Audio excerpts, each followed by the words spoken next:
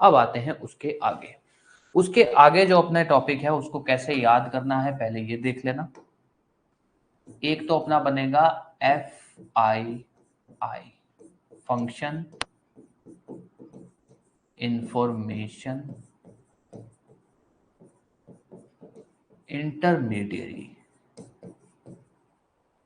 एक तो ये ग्रुप बनेगा। फिर आप आ जाइए KLLO, kilo, key pair, law, licence, originator. Originator कैसे याद करोगे? इसको याद करने का तरीका देख लो। लास्ट कहां तक खत्म कर रहे हो? 2 1 T B। अगर फिर भी ना याद आए तो यहां से भी, अगर इस पार्ट से भी याद करना चाहते हो तो ऐसे याद कर लेना 2 1 U। कहां से है फंक्शन? 2 1 U से। अब उसको लिख लो 2 1 U के बाद PQRSTUVW, ये हो गए 2 1। एक मिनट, हाँ, 2 1U 2 1V 2 1W 2 1X 2 1Y 2 1Z। FII KLO, kilo, ठीक है। अब आ जाओ यहाँ पे। ऑब्वियस है भाई, Z तक खत्म हो गया तो अब कुछ आगे नया ही चलेगा। नया आगे क्या चलेगा? 2 1ZA 2 1ZA। अब आ जाओ आगे कैसे याद करना है। ओरिजिनेटर हो गया,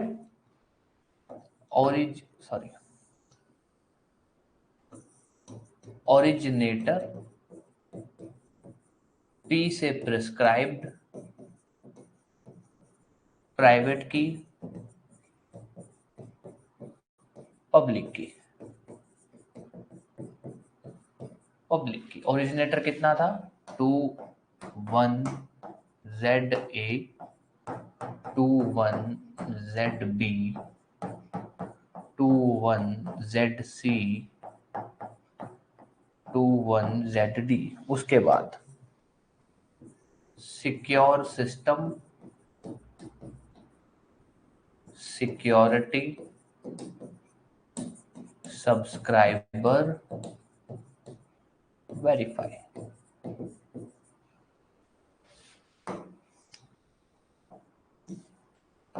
to 1ZE 2 1ZF 2 1ZG 2 1ZH। इस तरीके से अपने को याद करना है। कैसे याद करेंगे हम? FII, फिर किलो, फिर उसके बाद ओरिजिनेटर से हम कैसे याद करेंगे? OR-P, ओरिजिनेटर, प्रिस्क्राइब, प्राइवेट की, पब्लिक की। फिर उसके बाद 3S, secure system, security. Secure system के बाद सिक्योरिटी, सब्सक्राइबर और वेरीफाई। ठीक है। कैसे इसके नंबर है? अब इसमें जो इंपॉर्टेंट है वो मार्क कर लेना। ज्यादातर आपसे जो पूछा जा सकता है, इंटरमीडिएट पूछा जा सकता है, आपसे की पेयर पूछा जा सकता है, आपसे लाइसेंस पूछा जा सकता है, आपसे ओरिजिनेटर पूछा जा सकता है। ओरिजिनेटर हो गया। प्राइवेट की, पब्लिक की पूछा जा सकता है। सिक्योर सिस्टम, ये प्री मेंस दोनों के लिए इंपॉर्टेंट है। Security not important. Subscriber important है, वेरीफाई इंपॉर्टेंट है। वेरीफाई प्री मेंस दोनों के लिए इंपॉर्टेंट है। ये हुआ अपना याद करने का तरीका कि भाई अपने को किस तरह से याद करना है चीज को। अब अपने आते हैं इसके अंदर बताया क्या गया। सीधा चालू करते हैं फंक्शन से। Function section 2 1 U। फंक्शन का सिंपल सा मतलब है भाई कंप्यूटर, भाई अपने ITX पढ़ रहे हैं, कंप्यूटर या मोबाइल क्या फंक्शन परफॉर्म करते हैं? Arithmetical function, logical function, technical function, ये सब चीजें। तो ये कह रहा है भैया जो काम करते हैं, जो भी काम करते हैं, अरिथमेटिकल, टेलीकम्युनिकेशन, कम्युनिकेशन, कुछ भेजना, कुछ वो सब फंक्शन है। तो अगर सिंपल सा लिखना चाहो तो जो एक्ट जो परफॉर्म किए जाते हैं बाय कंप्यूटर सिस्टम, इसके अंदर क्या क्या आता है? अरिथमेटिकल, लॉजिकल, कम्युनिकेशन, ये सब चीजें आपसे पूछा जा सकता है। बहुत मुश्किल है क्योंकि इजी सा बनेगा, तो आपसे ये भले पूछ सकता है फंक्शन वर्ड डिफाइन कहाँ किया गया, उससे अलावा कुछ नहीं पूछेगा। ठीक है, ये एक चीज ध्यान रख लेना। इंफॉर्मेशन, इंफॉर्मेशन को आप सिंपली समझ सकते हो डाटा। डाटा कि जो कंप्यूटर में जो डाटा रिसीव होता है, कंप्यूटर में जो डाटा स्टोर होता है, उसको हम क्या बोल सकते हैं? इंफॉर्मेशन। वो जितना भी इलेक्ट्रॉनिक फॉर्म में जो भी कुछ होता है उसको हम क्या बोल सकते हैं? इंफॉर्मेशन। इंफॉर्मेशन के लिए हम क्या बोल सकते हैं? Data stored in computer system. अब आपका मोबाइल है, आपका कंप्यूटर है, उसमें डाटा कैसे स्टोर्ड है? फोटोज होंगी, वीडियोज होंगी, टेक्स्ट मैसेज होंगे। ठीक है, तो इमेजेस हो गई, फोटोज हो गई, वीडियोज हो गई, टेक्स्ट मैसेज हो गए, ये सब क्या है? इंफॉर्मेशन। तो क्या क्या है? इमेजेस, वीडियोज, टेक्स्ट, और कुछ भी, स्लाइड्स, कुछ भी हो जाए, ये सब क्या है? इंफॉर्मेशन। सेक्शन, सेक्शन 21V आने के चांसेस नहीं, ना के बराबर चांसेस हैं। अब आ जाओ intermediary, very very important. Intermediary अपने ने जब लास्ट क्लास की थी ना, मतलब परसों, तब अपने ने एक बात बोली थी, वही अपने ना 3-4 वर्ड है main main. Originator, addressee, intermediary, subscriber. Originator भेजने वाला, एड्रेसी जिसको सामान मिलेगा, इंटरमीडिएट जो बीच के लोग होते हैं, internet service provider, system service provider, cyber cafe के केस में, क्योंकि साइबर कैफे का काम क्या होता है? पब्लिक को इंटरनेट देना, तो साइबर कैफे, ये सब क्या है? इंटरमीडिएट। वो लोग जिनके थ्रू आप डाटा रिसीव करते हो या जिनके थ्रू डाटा शेयर किया जाता है, भेजा जाता है, उनको हम बोलते हैं इंटरमीडिएरी। क्या होता है इंटरमीडिएरी? पर्सन और system through which information shared, sent, transmitted, received, इसको हम बोलते हैं इंटरमीडिएरी। अब ध्यान देना, यहां तक तो अपने लिए कुछ इंपॉर्टेंट नहीं है भाई, यहां से आपका कोई प्री का क्वेश्चन बनेगा बहुत कम है। आपसे या तो मेंस में आएगा इंटरमीडिएरी क्या होता है, आप लिख दोगे। अब जो पूछा जा सकता है, एक मिनट,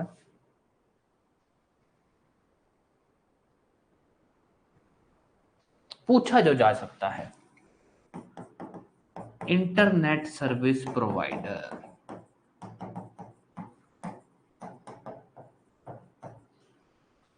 तो जितने भी लोग होते हैं, इंटरनेट सर्विस प्रोवाइडर, आपका साइबर कैफे, ठीक है, और क्या हो गया, इनमें तो इंटरनेट ही होता है, साइबर कैफे होता है, ये जो लोग होते हैं इनको हम क्या बोलते हैं? इंटरमीडिएरी। ठीक है, इंटरनेट हो गया, नेटवर्क प्रोवाइडर ले लो, मेन तो इसको याद रख लेना बस, ये भाई साहब को, कि अगर वो पूछे साइबर कैफे इंटरमीडिएरी होता है, क्या होता है? इंटरमीडिएरी। अब जो दूसरे तरीके से क्वेश्चन पूछा जा सकता है कि इंटरमीडिएरी के अंदर ओरिजिनेटर, एड्रेसी, नॉट इंक्लूड। ध्यान देना, क्या होता है जिसके थ्रू आप डाटा भेजते हो, रिसीव करते हो, ये सब। इंटरमीडिएरी में क्या क्या आता है? इंटरनेट सर्विस प्रोवाइडर, जो आपका मोबाइल नेटवर्क का जो सर्विस प्रोवाइडर है, वाईफाई का जो सर्विस प्रोवाइडर है, ठीक है, नेटवर्क जो आपको देते हैं, साइबर कैफे जो हो गए, ठीक है। ओरिजिनेटर वो बंदा होता है जो मैसेज भेजता है, तो भेजने वाला तो इंटरमीडिएरी हुआ नहीं, वो तो खुद मैसेज भेज रहा है।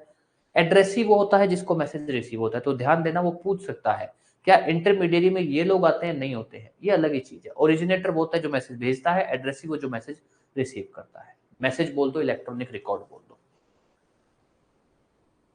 दोबारा बता देता हूं, इंटरमीडिएरी का मतलब क्या होता है। देखो, सिंपल सी भाषा में समझते हैं।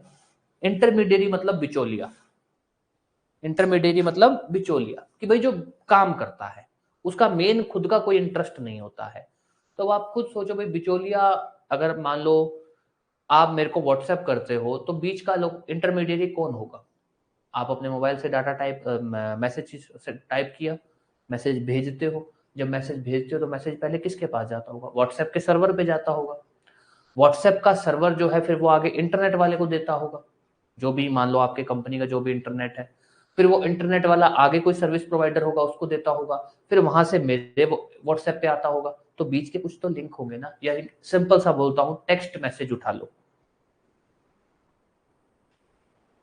ठीक है, टेक्स्ट मैसेज उठा लो। दोबारा बता देता हूं, पहले इंटरमीडिएट बता दो फिर वो बता दूंगा। टेक्स्ट मैसेज उठा लो भाई, अपने मान लो किसी को टेक्स्ट मैसेज भेजते हैं भाई, आप मान लो मोबाइल में टाइप करके भेजते हो तो क्या होता होगा? आपके मोबाइल से निकलता होगा, पहले आपके नेटवर्क कंपनी के सर्वर पे जाता होगा, फिर वो लोग देखते होंगे कि वो मान लो मेरा नंबर है तो मेरा नंबर किस कंपनी का है, फिर वो उस कंपनी के सर्वर पे भेजते होंगे, फिर वो सर्वर जो है मेरे को भेजता होगा। ऐसा ही कुछ बनता होगा। अगर अपने नेटवर्क बनाए, मान लो ये ए टेक्स्ट मैसेज भेजता है बी को, तो ऐसा तो होता नहीं कि डायरेक्ट जाता है, डायरेक्ट तो जाता नहीं है।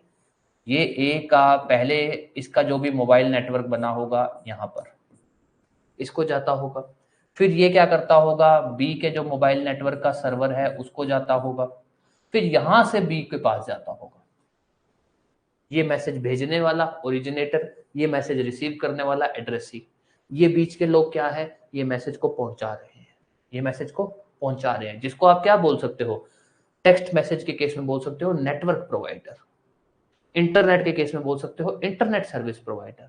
और साइबर कैफे को भी इंटरमीडिएरी माना गया कि साइबर कैफे, भाई मान लो आज तो चलो साइबर कैफे है ही नहीं, बहुत रेयर रह गए हैं, पर अगर कहीं पे भी साइबर कैफे है तो उनका काम क्या है, लोग वहां आते हैं, उनके थ्रू किसी को जो भी मैसेज मेल करना होता है करते हैं। तो साइबर कैफे भी क्या है, एक तरह का बिचौलिए का काम करता है जो मैसेज भेजने में काम। तो दिस इज इंटरमीडिएरी।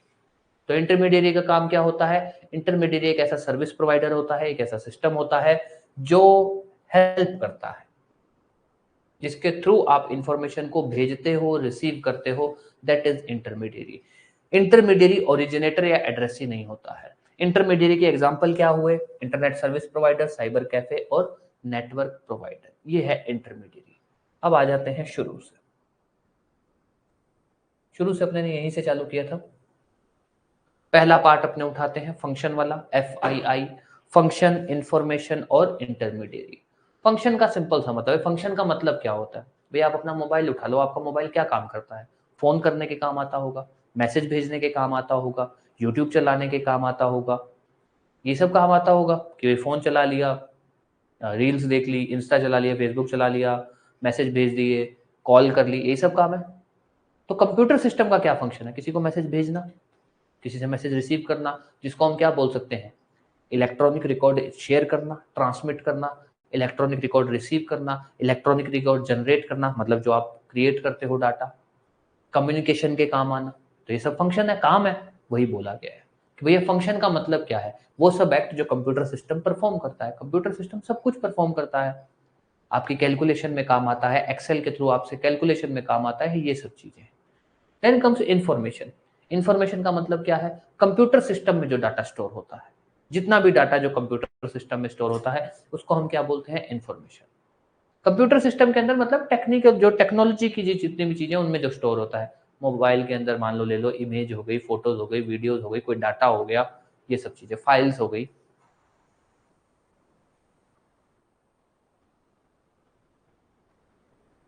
अब आ जाओ FII के बाद की पेयर पे। दोबारा बोल रहा हूं, एक एक वर्ड नहीं समझ पाओगे। द ओनली रीजन इज कि भाई अपना फील्ड नहीं है, ये अपना फील्ड नहीं है कि अपने को इसका एक एक वर्ड पता हो। कि भाई जैसे मान लो कोई ऐसा बंदा हो जो नेटवर्क इसमें काम करता हो, नेटवर्क इंजीनियर जो होते हैं, उन लोगों को आप ये चीज पढ़ाओ, वो तुरंत पढ़ लेंगे, उनको तुरंत समझ आ जाएगी, अच्छा हाँ ये होता है। जैसे अब अपने लॉ के स्टूडेंट है, तो अपने को कोई कल्पेबल होमिसाइड बोलता है तो अपने तुरंत समझ लेते हैं, मर्डर बोलता है तुरंत समझ लेते हैं, अपने से कोई जीनोसाइड वर्ड बोलता है तुरंत समझ जाते हैं, ठीक है, अपने को कोई थेफ्ट बोलता है, रॉबरी बोलता है, दोनों में डिफरेंस क्या है तुरंत समझ जाते हैं। क्यों? क्योंकि हम लोग इस चीज के माहिर हैं, हम लोग इस चीज को पढ़ रहे हैं, टेक्नोलॉजी हमारा काम नहीं है, बट अपने को पढ़ना पड़ेगा क्योंकि भाई इससे रिलेटेड एक कानून बन चुका है। तो अब ऑब्वियस है भाई, टेक्नोलॉजी से रिलेटेड कानून बनेगा तो उसमें टेक्निकल वर्ड्स होंगे, और टेक्निकल वर्ड्स में हमारी इतनी महारत नहीं है, तो अपने जितना भी नॉलेज रख पाएंगे, जितनी भी एक एवरेज नॉलेज की जरूरत है, अपने उतनी रखेंगे, ठीक है। तो वर्ड टू वर्ड मत जाना। अब आते हैं आगे किलो पे, KLLO। सबसे पहला आ जाइए की पेयर। ध्यान देना, की पेयर वर्ड का मतलब होता है, हमारे पास ना भाई अपन लोग जो इलेक्ट्रॉनिक सिग्नेचर बनाते हैं, तो जो इलेक्ट्रॉनिक सिग्नेचर का जो अपना एक सॉफ्टवेयर होता है, जिसको अपने एक एसिमेट्रिक सिस्टम सॉफ्टवेयर बोलते हैं, वो सॉफ्टवेयर अपने को इलेक्ट्रॉनिक सिग्नेचर बनाने में हेल्प करता है। उस एसिमेट्रिक का जो सिस्टम जो होता है, जो अपने को एसिमेट्रिक सिस्टम उसका नाम होता है, जो अपने को इलेक्ट्रॉनिक सिग्नेचर बनाने में काम करता है, उसमें दो पार्ट होते हैं, ठीक है, दो पार्ट होते हैं। दोनों पार्ट में एक होता है प्राइवेट की, एक होता है पब्लिक की। इन शॉर्ट ये समझ लो कि भाई एक ऐसा सॉफ्टवेयर है जो अपने को हेल्प करता है in creating electronic signature. Electronic signature, इस सॉफ्टवेयर के दो पार्ट है। ये तो है प्राइवेट की, ये है पब्लिक की। अब ध्यान देना, प्राइवेट की वो हिस्सा है जहां से हम इलेक्ट्रॉनिक सिग्नेचर क्रिएट करते हैं। जो मान लो मेरे को बनाना है तो मैं यहां इस एरिया से क्रिएट करता हूं, मैं अपना डाटा फीड करता हूं, अपना सिग्नेचर स्कैन करके वहां अपलोड करता हूं, फिर वो लोग मेरे सिग्नेचर को वेरीफाई करते हैं और फिर मुझे वो अथॉरिटी दे देते हैं कि ठीक है, अब से तुम्हारा ये सिग्नेचर है इलेक्ट्रॉनिक सिग्नेचर। पब्लिक की वो पार्ट होता है जो वेरिफिकेशन में यूज होता है। कल को अगर कभी भी कोई डिस्प्यूट हो जाता है कि ये इलेक्ट्रॉनिक सिग्नेचर मेरा है या नहीं है, तो पब्लिक की के अंदर मेरी इंफॉर्मेशन स्टोर होती है इस पार्ट में। तो जो भी कोर्ट है, कोर्ट उस पब्लिक की वाले एरिया में जाएगी, वहां पर मेरा जो भी पासवर्ड होगा, जो भी मेरा डाटा होगा वो डालेगी और इलेक्ट्रॉनिक सिग्नेचर मेरा आ जाएगा कि मेरा इलेक्ट्रॉनिक सिग्नेचर क्या है। कोर्ट उसको कंपेयर कर लेगी। तो ध्यान देना कि जो इलेक्ट्रॉनिक सिग्नेचर क्रिएट करने का जो सिस्टम होता है,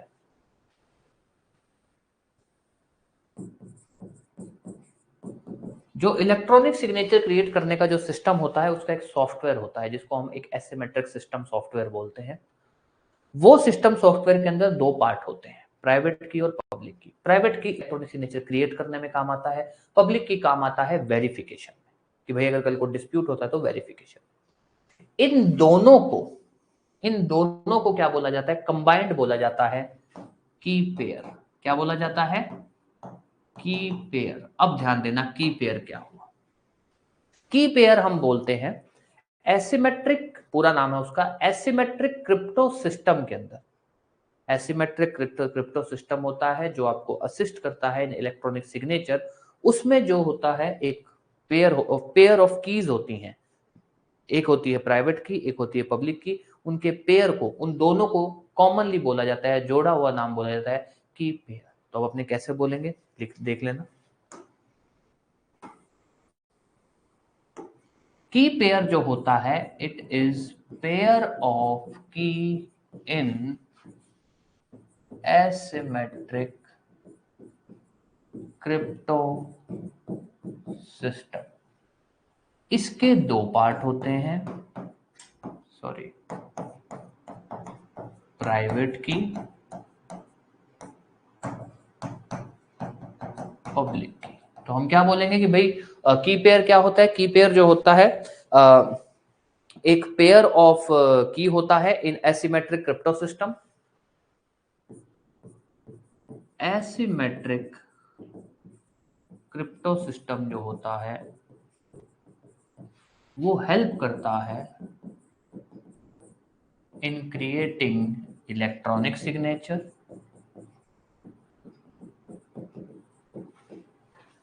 क्या हुआ? बिल्कुल है, बिल्कुल है। ये तो अब अपने पास इलाज नहीं, अपने को पढ़ना पड़ेगा। बस ये है कि अपना जितना सिंपल करके पढ़ सकें। हालांकि मैं आपको ये और बता दूं, ये सिर्फ डेफिनेशन है जो इतनी मुश्किल है। अभी अपने आगे सेक्शन 3 चालू करेंगे, वो तो ईजी है, वहां से फिर भी काफी आपको आराम रहेगा चीजें समझने के अंदर, ठीक है।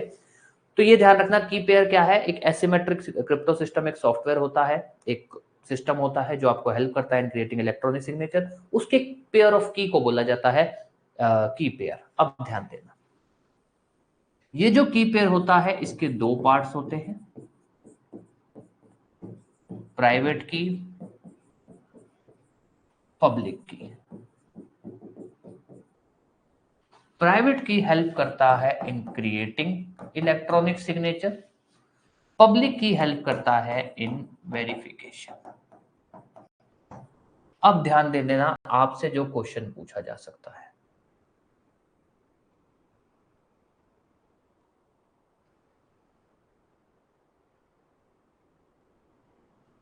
आपसे जो क्वेश्चन पूछा जा सकता है कि भाई, एक मिनट यार, हाँ जी हाँ जी बिल्कुल मिलेंगे। आपसे जो क्वेश्चन पूछा जा सकता है, नंबर 1, की पेयर, पहला सिंपल, की पेयर कहां डिफाइंड है, तो आप बोलोगे भैया ऐसा है 2 1 UVWX, पीछे लिखे है ना डेफिनेशन के, अच्छा इंटरमीडिएट का नहीं लिखा क्या, एक मिनट, 2 1 UVW, इनका लिखा है कि नहीं लिखा, ठीक है लिखा है, ठीक है, हाँ जी।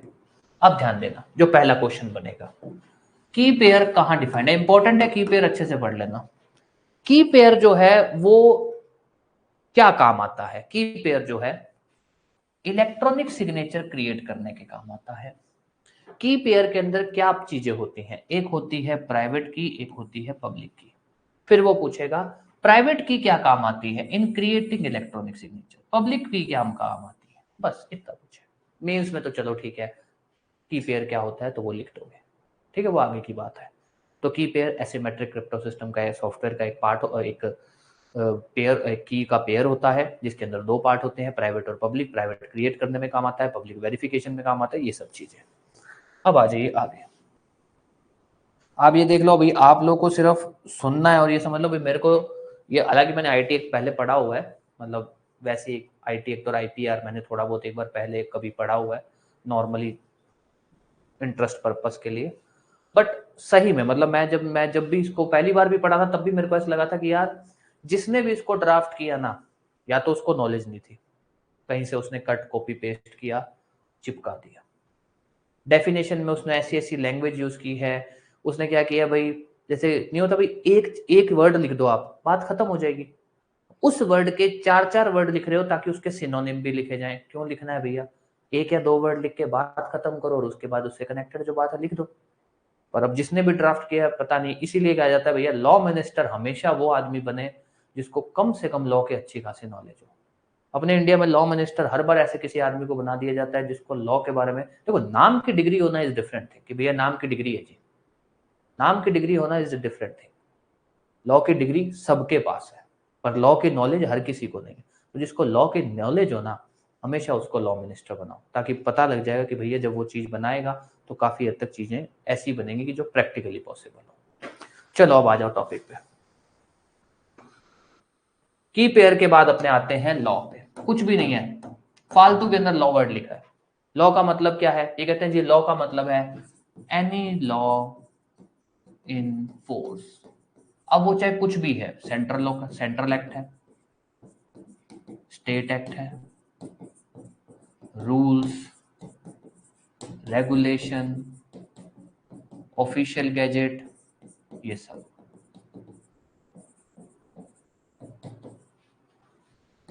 टू UVWX ये हो गया लॉ। अब आ जाइए, अब इंपॉर्टेंट है लाइसेंस। ये ध्यान दे देना, कंफ्यूज मत हो जाना इसको लेकर। लाइसेंस 21Z, लाइसेंस सिंपल सा है, सर्टिफाइंग अथॉरिटी। लाइसेंस का मतलब ये नहीं है कि मुझे लाइसेंस मिला है कि मैं इलेक्ट्रॉनिक सिग्नेचर, वो लाइसेंस नहीं है। लाइसेंस मतलब सर्टिफाइंग अथॉरिटी को ये लाइसेंस देना कि आप सर्टिफिकेट दे सकते हो। सर्टिफाइंग अथॉरिटी को ये लाइसेंस देना कि आप जो है सर्टिफिकेट इश्यू कर सकते हो। तो लाइसेंस का मतलब ध्यान रखना इंपॉर्टेंट है, कंफ्यूज मत हो जाना, क्योंकि हम लोग भाई अपने लॉ स्टूडेंट होते हुए अपनी आदत क्या, अपने चीजों को थोड़ा ऐसा देखते हैं कि भाई लाइसेंस का मतलब क्या होगा? अगर किसी को लाइसेंस दिया जाए, परमिट किया जाए कि तुम सर्टिफिकेट, तुम इलेक्ट्रॉनिक सिग्नेचर यूज, नहीं, यहां मतलब है लाइसेंस और permit to certifying authority. Certifying authority को किस चीज की परमिट देना? टू इश्यू, क्या नाम है उसका, electronic signature certificate. This is licence. Important है क्योंकि ये थोड़ा सा हम इसको लेकर कंफ्यूज हो सकते हैं। लाइसेंस। अब आ जाइए आगे, ओरिजिनेटर। इंपॉर्टेंट है भाई, ओरिजिनेटर। ओरिजिनेटर हम उस बंदे के लिए यूज करते हैं जो बंदा कोई डाटा भेजता है, सेंड, ट्रांसमिट, ये सब चीजें। तो वो पर्सन जो इलेक्ट्रॉनिक इंफॉर्मेशन बोल दो उसको सेंड करता है, ट्रांसमिट करता है, उसको हम बोलते हैं ओरिजिनेटर, भेजने वाले को। इसके अंदर इंटरमीडियरी नहीं आता, जो अपने बात कर भी चुके हैं, नॉट इंक्लूड इंटरमीडिएट। ये इंपॉर्टेंट है, इसका सेक्शन नंबर ये अच्छे से पढ़ लेना, 21ZA।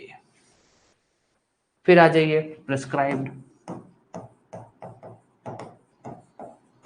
कोई इंपॉर्टेंट है? प्रिस्क्राइब्ड का मतलब सिंपल सा, प्रिस्क्राइब्ड बाय रूल्स, 21ZB। अब ध्यान देना, प्राइवेट की, पब्लिक की। अभी पढ़ के हटे आपने, ये ऐसा नहीं आपने पढ़ा नहीं, जस्ट अभी पढ़ के हटे भैया प्राइवेट की पब्लिक की क्या होता है। आप प्राइवेट की पब्लिक की को यहां भी बता रहे हो, आप प्राइवेट की पब्लिक की को दोबारा से, ये लो, दोबारा से लिख के भी बता रहे हो। क्या, क्यों? ताकि लगे कि भैया हमारे यहाँ तो ऐसे ऐसे कानून बनाए जाते हैं, क्या फर्जी कानून बना रहे हो? कि यार तुम वहां लिख चुके हो ना भी प्राइवेट की का मतलब क्या होता है, पब्लिक की का मतलब क्या होता है, बस बात खत्म हो गई, दोबारा लिख दिया। अब अपने को पढ़ना पड़ेगा प्राइवेट की कहाँ डिफाइन किया गया है, पब्लिक की कहाँ डिफाइन की, क्यों इंपॉर्टेंट है।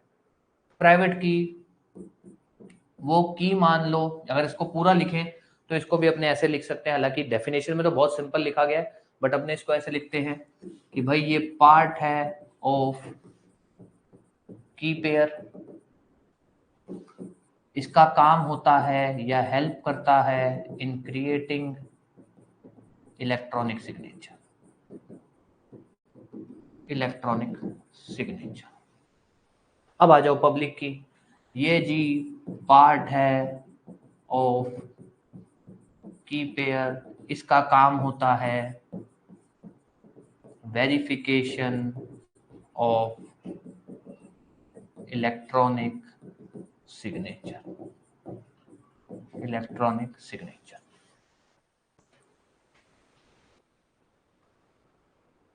हाँ वो अपने उसमें कल पिछली क्लास में पढ़ा, तभी अपने प्राइवेट की पब्लिक की पे एसिमेट्रिक क्रिप्टो सिस्टम में पूरी बातें की थी।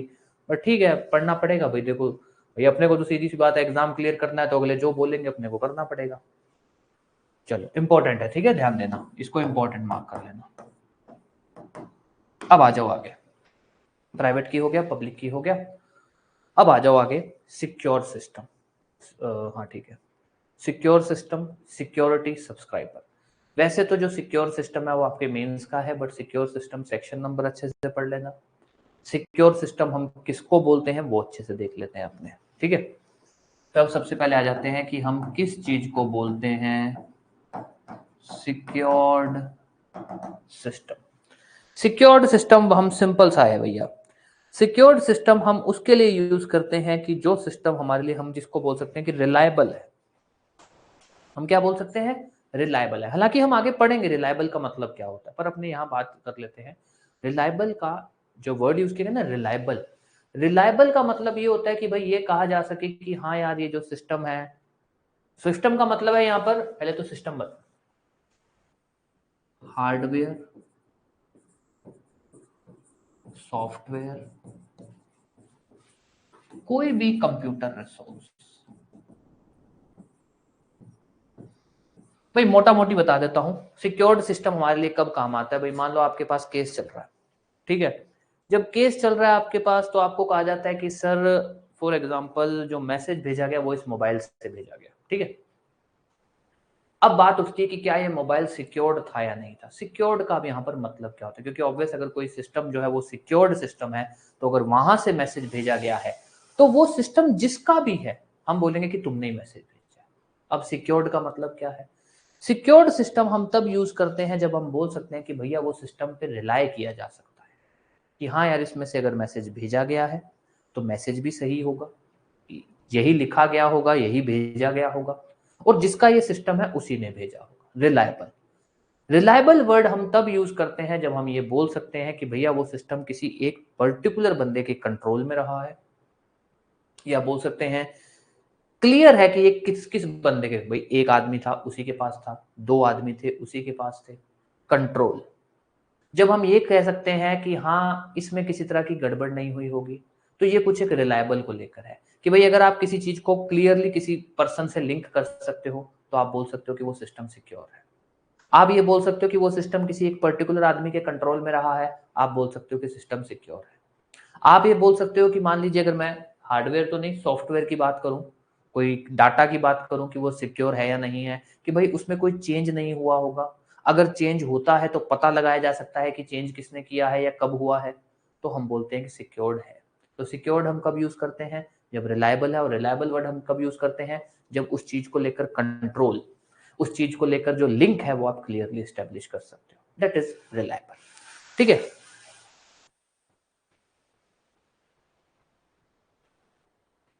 रिलायबल की अभी सिक्योर सिस्टम लिख देता हूं फिर बता देता हूं। पहली बात, जो ये सेक्शन है सिक्योर सिस्टम वाला, ZABCD21ZE, सिक्योर सिस्टम का यहां मतलब है सिक्योर हार्डवेयर से, सिक्योर सॉफ्टवेयर से, कोई भी कंप्यूटर रिसोर्स से, कि क्या वो सिक्योर्ड है या नहीं है। तो कानून कहता है हम किसी भी सॉफ्टवेयर हार्डवेयर को सिक्योर्ड तब बोल सकते हैं अगर वो रिलायबल है, आप उस पर रिलाय कर सकते हो, अगर वो एज पर सिक्योरिटी प्रोसीजर है, तब हम बोल सकते हैं कि वो सिस्टम सिक्योर्ड है। तो ध्यान देना, सिक्योर्ड सिस्टम क्या है कि भाई अगर जो जो कोई भी हार्डवेयर, कोई भी सॉफ्टवेयर, कोई भी कंप्यूटर रिसोर्स मतलब कंप्यूटर नेटवर्क, कंप्यूटर सिस्टम, कुछ भी, हम उसको तब सिक्योर्ड बोलते हैं अगर उस पर हम रिलाय कर सकते हैं, अगर वो एज पर सिक्योरिटी प्रोसीजर है। तीसरा पॉइंट तो सेम है, अगर वो सिक्योर है। बताओ सिक्योर्ड सिस्टम क्या है, अगर वो सिक्योर है। चलो जी, ये भी लिख रखा है इन्होंने। अब ध्यान दे देना, हालांकि हम इसके बारे में आगे बात करेंगे पर फिर भी यहाँ डिस्कस कर लेते हैं। रिलायबल का मतलब ये होता है कि अगर आप उस चीज को लिंक कर सकते हो कि ये एक पर्टिकुलर आदमी को बिलोंग करता है, अगर आप ये सेटिस्फाइड हो कि ये सिस्टम, ये सॉफ्टवेयर किसी एक पर्टिकुलर आदमी के कंट्रोल में रहा है, अगर आप ये क्लियर कर सकते हो कि ये अल्टर नहीं हुआ है, इसमें किसी तरह का चेंज नहीं हुआ है, कोई गड़बड़ नहीं हुई है, तब आप बोल सकते हो कि इस पर रिलाई किया जा सकता है। हार्डवेयर, देखो कंप्यूटर यहां पर मतलब जैसे अपने आईटी एक्ट की बात बोलूं, आईटी एक्ट के अंदर हम कंप्यूटर वर्ड यूज करते हैं, पर यहां पर इनका मतलब होता है जो कंप्यूटर रिसोर्स या कंप्यूटर सिस्टम का वर्ड होता है। हाँ कस्टडी बोल सकते हो आप, लिंक का मतलब कस्टडी है, ठीक है, कंट्रोल, सॉरी कंट्रोल का मतलब कस्टडी है। कंप्यूटर का यहाँ जैसे आपने बोला भाई सिर्फ कंप्यूटर, तो यहाँ पर जो आईटी एक्ट है वो कंप्यूटर वर्ड ही यूज करता है, क्योंकि सन 2000 का बना हुआ है, तो उस समय तो यार ये जो मोबाइल वगैरह थे इतने बहुत ज्यादा प्रचलन में भी नहीं आए थे, ठीक है। तो कंप्यूटर वर्ड यूज करता है, पर जब हम बात आगे पढ़ते हैं, जैसे हमने एक वर्ड पढ़ा कंप्यूटर रिसोर्स, तो उसके अंदर सब कुछ है, कोई भी ऐसी टेक्निकल चीज हो, कोई भी हार्डवेयर सॉफ्टवेयर वाली, कोई भी कंप्यूटर या फिर टेक्निकल वाली जो भी चीजें हो, उनको ही लगता है, उनको आईटी एक्ट अपने लगा सकते हैं। बता रहा हूँ सिक्योर्ड, ये जो क्या सिक्योरिटी प्रोसीजर, हाँ भी बता देता हूँ। सिक्योरिटी प्रोसीजर को लेकर हम एक सेक्शन पढ़ेंगे, सेक्शन 16, जो कुछ नहीं बोलता, ऐसा नहीं कि वो कुछ बताता है कि अरे सिक्योरिटी प्रोसीजर, अच्छा आपने आगे अभी डेफिनेशन भी पढ़ेंगे सिक्योरिटी प्रोसीजर की, कि भैया वो जो है ना एज पर सिक्योरिटी प्रोसीजर है। सिक्योरिटी प्रोसीजर मतलब कि सेंट्रल गवर्नमेंट ने जो तरीके बताए हैं, सेंट्रल गवर्नमेंट ने जो बताया है कि कोई चीज ऐसे रहनी चाहिए, ऐसे बनाई जानी चाहिए, इस तरह से उसको रखना चाहिए, वो बस उस तरह से हो। मतलब कि in a manner as prescribed by, हाँ जी, हाँ अब इंक्लूड ही है, मतलब नॉट किताबों के हिसाब से बट वैसे इंक्लूड ही है, मान के चलो, ठीक है। अब ध्यान देना, सिक्योर्ड सिस्टम क्या होता है। सिक्योर्ड सिस्टम, पहली बात तो ये ध्यान रखना कि ये सिक्योर्ड सिस्टम किसकी बात कर रहा है। ये हर तरह के hardware, software, computer resources, computer system, computer network, हर तरह की बातों को कर रहा है कि कब हम उनको सिक्योर्ड बोल सकते हैं। तो ये कहता है भाई हम किसी भी कंप्यूटर हार्डवेयर, हार्डवेयर मतलब भाई मान लो कंप्यूटर का सीपीयू है, कंप्यूटर का माउस है, जो भी हार्डवेयर, हार्ड डिस्क हो गई, ठीक है। सॉफ्टवेयर के अंदर क्या हो गया, सॉफ्टवेयर के अंदर कंप्यूटर का जो प्रोसेसर है, कंप्यूटर का जो डाटा है, हम कब इसको सिक्योर्ड बोल सकते हैं। तो हम उसको तब सिक्योर्ड बोल सकते हैं अगर आप उस पर रिलाई कर सकते हो, अगर वो एज पर सिक्योरिटी प्रोसीजर है, सिक्योरिटी स्टैंडर्ड बोल दो चाहे, ठीक है, अगर वो सिक्योर है तब हम बोलते हैं कि वो सिक्योर्ड सिस्टम है। रिलायबल वर्ड हम कब यूज बोलते हैं कि अगर हम ये बोल सकते हैं कि हाँ ये चीज किसी एक पर्टिकुलर आदमी के कंट्रोल में रही है, या आप जो बोल रहे हैं कस्टडी में रही है, या आप ये बोल सकते हैं कि भाई इसमें किसी तरह का चेंज नहीं हुआ है, या आप इस चीज को, इस सिस्टम को, इस सॉफ्टवेयर को, इस हार्डवेयर को किसी से कनेक्ट कर सकते हैं। भाई आप कह सकते हैं कि हाँ यार इस पर्टिकुलर बंदे का ही है और इसी के पास ही रहा है, तब हम बोल सकते हैं रिलायबल। सिक्योरिटी प्रोसीजर का कुछ क्लियर नहीं है। सिक्योरिटी प्रोसीजर सिंपल सा है कि भाई as per security procedure word भले लिखा है पर एज पर सिक्योरिटी स्टैंडर्ड मानो आप, स्टैंडर्ड कि भैया ये चीज ऐसे किसी तरीके से बनाई गई हो, रखी गई हो जो सेंट्रल गवर्नमेंट ने बताई है। इसके बारे में हम सेक्शन 16 में बात करेंगे। तो ये है secured system. Then comes security procedure.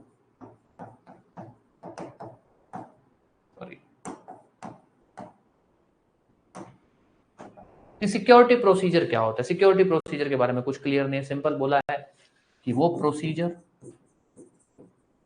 या फिर वो स्टैंडर्ड जो प्रिस्क्राइब्ड है under section 16 by central government. आपसे जो पूछा जा सकता है वो है secured system. Then come security procedure, उसके बाद आप आ जाइए सब्सक्राइबर। सेक्शन नंबर लिख दिया ना इसका, हाँ ठीक है। सब्सक्राइबर ये इंपॉर्टेंट है। सब्सक्राइबर वो बंदा जिसकी डिटेल लिखी जाती है इलेक्ट्रॉनिक सिग्नेचर सर्टिफिकेट पे। मतलब कि मैंने इलेक्ट्रॉनिक सिग्नेचर बनवाया तो मेरे को सर्टिफिकेट इशू किया जाता है, तो मेरा जो नाम होता है, तो सिंपल सी बात है, जिसके नाम से इलेक्ट्रॉनिक सिग्नेचर सर्टिफिकेट इशू किया जाता है, जिसके नाम से इलेक्ट्रॉनिक सिग्नेचर सर्टिफिकेट इशू किया जाता है, उसको हम बोलते हैं सब्सक्राइबर। इसको हम लिख सकते हैं person whose name mentioned in electronic signature certificate. Important है। 21ZF 21ZG इंपॉर्टेंट है, ठीक है। सब्सक्राइबर अच्छे से पढ़ लेना, इंपॉर्टेंट है। सब्सक्राइबर हम किसको बोलते हैं, ठीक है। अब आ जाइए, बस ठीक है। उस नेम मेंशन सर्टिफिकेट, ठीक है, जिसके नाम से इश्यू किया जाता है, बस ठीक है। अब आ जाइए आप वेरीफाई। वेरीफाई वेरीफाई इंपॉर्टेंट है। ये आपके प्री और मेंस दोनों पर्पज से इंपॉर्टेंट है। एक मिनट, एक मिनट।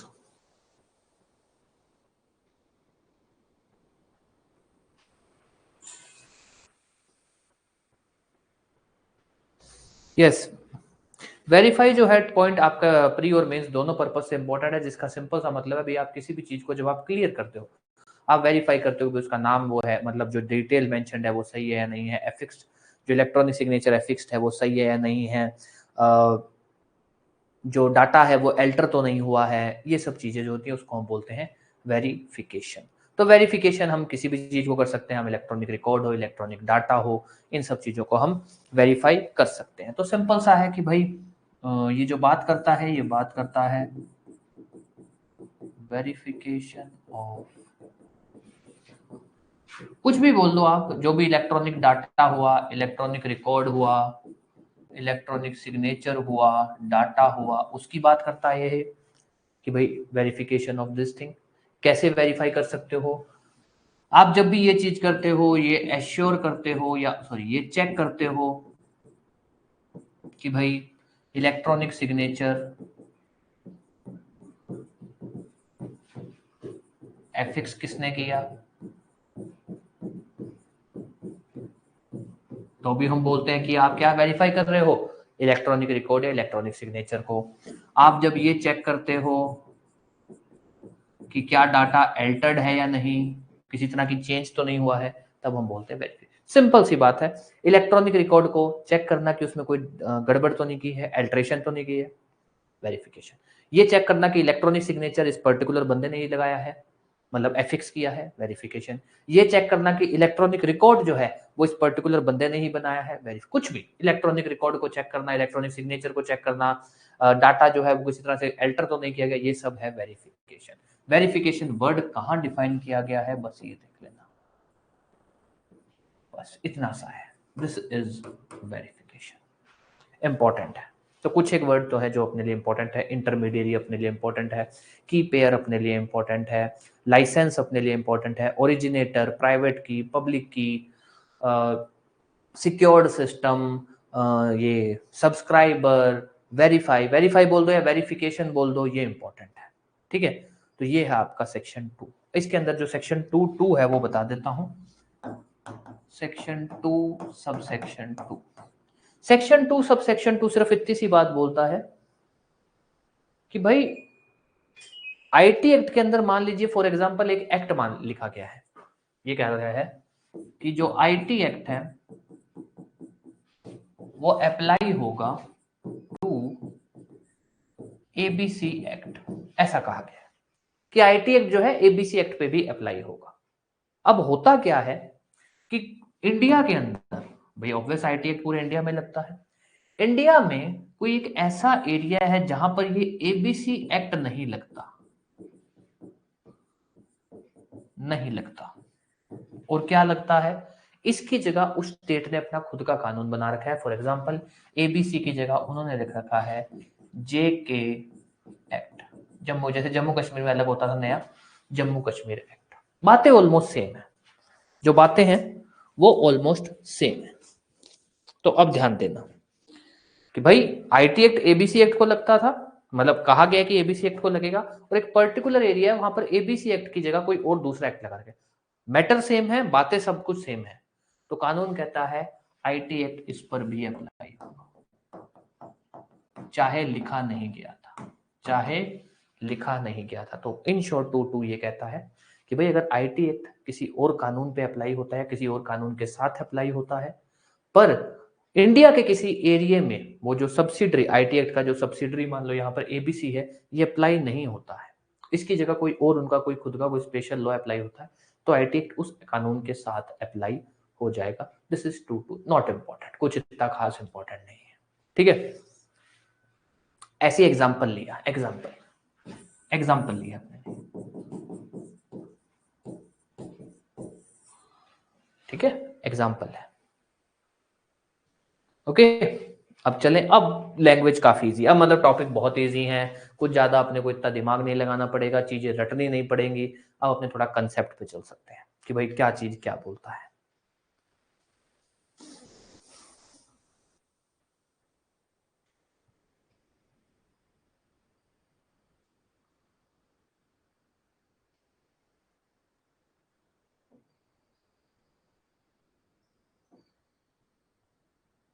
चले अब आगे चले,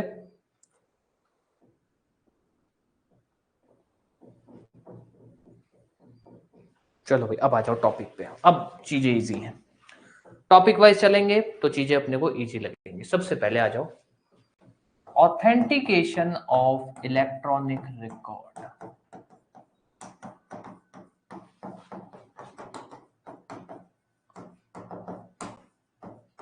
ध्यान देना, ये कहना चाहता है भाई कोई भी इलेक्ट्रॉनिक रिकॉर्ड है, इलेक्ट्रॉनिक रिकॉर्ड समझ गए भाई, मान लीजिए कोई डाटा है जो इलेक्ट्रॉनिक फॉर्म में है, ठीक है, सिंपल सी बात है, कोई डाटा है इलेक्ट्रॉनिक फॉर्म में है, मुझे इसको ऑथेंटिकेट करना है। ऑथेंटिकेट मतलब कि हाँ भाई ये मैंने ही लिखा है, या हाँ भाई ये सही है, जो भी मैंने लिखा है या जो भी ये डाटा है सही है, मुझे ये ऑथेंटिकेट करना है, ठीक है। तो अब आते हैं बात में कि इलेक्ट्रॉनिक रिकॉर्ड को ऑथेंटिकेट कैसे किया जा सकता है। अब बात ये क्या कह रहा है, ये ऐसे नहीं कह रहा भाई कोई भी, ये कह रहा है भाई इलेक्ट्रॉनिक रिकॉर्ड है, मान लो मैंने कोई डाटा लिखा, मुझे इसको ऑथेंटिकेट करना है कि ये सही है, ये मैंने ही लिखा है, ऐसा कुछ। तो कानून कहता है भाई ऑथेंटिकेट करना चाहते हो इलेक्ट्रॉनिक रिकॉर्ड को, by affixing electronic signature, by affixing electronic signature, बस। तो आपसे एक क्वेश्चन पूछा जा सकता है कि जो सब्सक्राइबर होता है वो इलेक्ट्रॉनिक रिकॉर्ड कैसे ऑथेंटिकेट कर सकता है।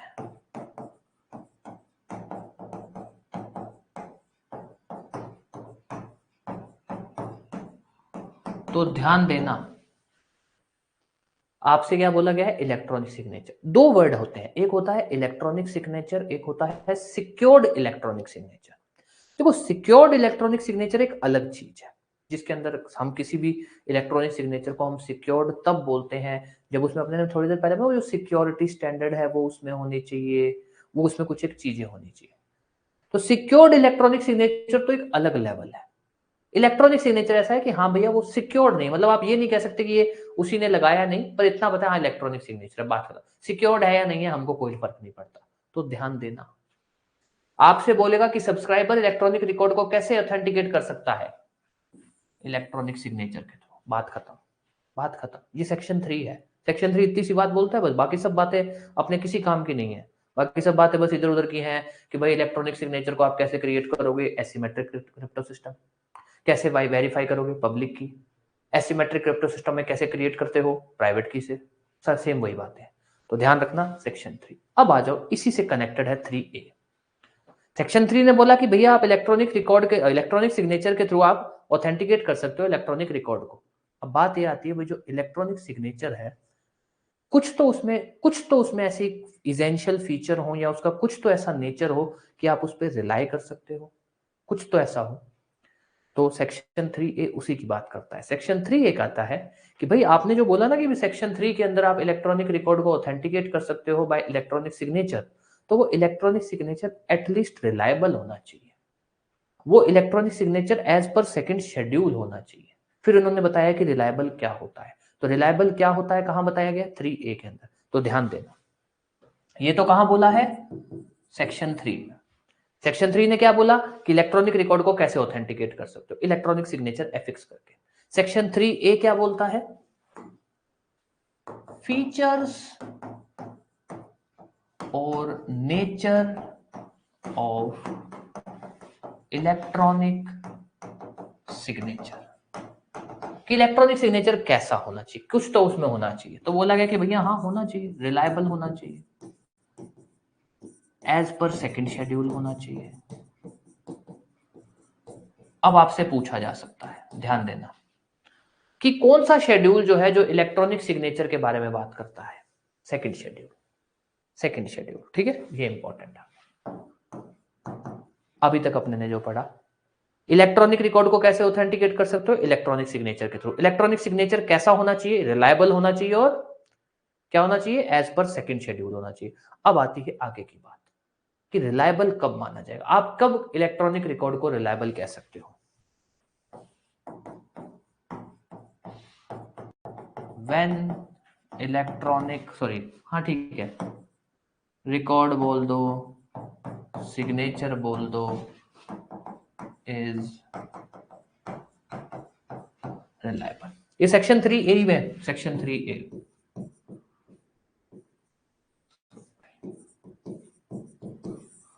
आप किसी भी इलेक्ट्रॉनिक रिकॉर्ड या इलेक्ट्रॉनिक सिग्नेचर को तब रिलायबल बोल सकते हो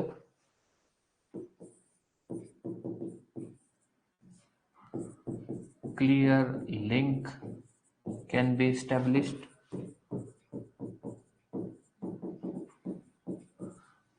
proper custody,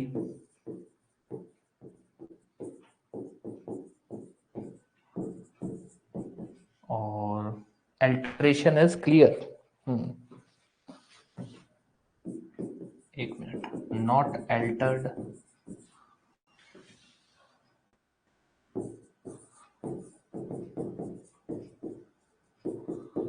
alteration is clear बोल दो या फिर डिटेक्टेबल बोल दो। अब ध्यान दे देना, अब ध्यान दे देना, अब यहां से इससे बाहर कुछ नहीं पूछेगा वो, चाहे आपसे कुछ भी आ जाए, इससे बाहर कुछ भी नहीं पूछेगा वो। 3 टॉपिक हैं जो आपका सेक्शन 3 और 3A कवर करेंगे। सेक्शन 3 क्या बोलता है, कुछ डाउट हो तो फिर पूछ लेना, कि भाई इलेक्ट्रॉनिक रिकॉर्ड को कैसे ऑथेंटिकेट किया जा सकता है, by affixing electronic signature. Electronic signature कैसा होना चाहिए, रिलायबल होना चाहिए और एज पर सेकंड शेड्यूल होना चाहिए। कब हम इलेक्ट्रॉनिक रिकॉर्ड बोले, ऐसा बोल सकता है वो, कब हम इलेक्ट्रॉनिक रिकॉर्ड या इलेक्ट्रॉनिक सिग्नेचर को रिलायबल बोल सकते हैं, अगर हम उसमें क्लियर लिंक एस्टेब्लिश करें। क्लियर लिंक मतलब कि हम अगर कोर्ट ये क्लियर है कि हाँ यार ये इलेक्ट्रॉनिक सिग्नेचर इसी को ही, इस पर्टिकुलर बंदे को ही बिलोंग करता है, तब हम बोलेंगे रिलायबल है। कोर्ट ये कह सकती है कि हाँ ये इलेक्ट्रॉनिक सिग्नेचर है, रिकॉर्ड एक प्रॉपर कस्टडी में या उसी बंदे की कस्टडी में रहा है जिसको लेकर ये बात उठ रही है। ये जो इलेक्ट्रॉनिक सिग्नेचर या इलेक्ट्रॉनिक रिकॉर्ड है, इसमें कोई अल्टरेशन नहीं, मतलब कोई चेंज वगैरह नहीं हुआ है, या फिर अगर अल्टरेशन है तो अल्टरेशन डिटेक्टेबल है। ये पॉइंट ध्यान रख लेना अच्छे से। This is section 3 and 3A, 3 और 3A। अब ध्यान देना, एक छोटा सा एक है, सेकंड शेड्यूल को अमेंड करने की पावर किसके पास है। सेकंड शेड्यूल अमेंड हो सकता है bye central government. Second schedule किस बारे में बात करता है, इलेक्ट्रॉनिक सिग्नेचर के बारे में, इलेक्ट्रॉनिक सिग्नेचर को लेकर फॉर्मेट, मैनर, ये सब बारे में। कोई भी डाउट कुछ भी इस बात को लेकर। सेक्शन 3 3A क्या बोलते हैं, 3 3A इतना ही है, ऐसा नहीं कि 4 5 6 उससे कोई कुछ कनेक्टेड नहीं है। 3 3A इतनी सी बात बोलते हैं। 3 बोलता है कि भैया इलेक्ट्रॉनिक रिकॉर्ड को ऑथेंटिकेट करना, 3A बात करता है कि इलेक्ट्रॉनिक सिग्नेचर कैसा होना चाहिए और रिलायबल वर्ड क्या होता है। बस बात खत्म, कोई भी डाउट इसके अंदर। फिर अपने आते हैं सेक्शन 4 से लेकर 10A, जो बहुत ईजी है, मतलब ये समझ लो इन्होंने लिख के बस समय खराब किया अपना। 4 से लेकर 10A तक कोई भी डाउट कुछ भी अगर पूछना है तो।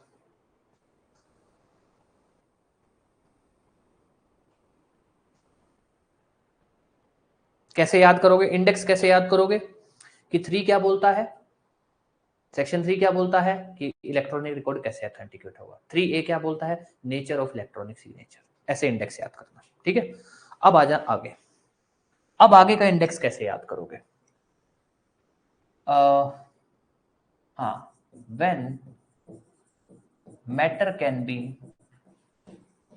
इन इलेक्ट्रॉनिक रिकॉर्ड, कब आप किसी चीज को इलेक्ट्रॉनिक रिकॉर्ड में लिख सकते हो, मतलब इलेक्ट्रॉनिकली लिख सकते हो। भाई मान लो मेरे को कोई डाटा है, उसको इलेक्ट्रॉनिक मतलब इलेक्ट्रॉनिक फॉर्मेट में कंप्यूटर में सेव करना है, कंप्यूटर के अंदर उसको लिखना है, तो मैं कब ऐसा कर सकता हूँ, व्हेन इलेक्ट्रॉनिक सिग्नेचर कर सकता हूं मैं। कब मैं इलेक्ट्रॉनिक सिग्नेचर यूज कर सकता हूं, ठीक है। गवर्नमेंट के जितने भी फॉर्म हैं, गवर्नमेंट की जितनी भी फॉर्म हो गया, गवर्नमेंट का कोई भी फी पेमेंट है,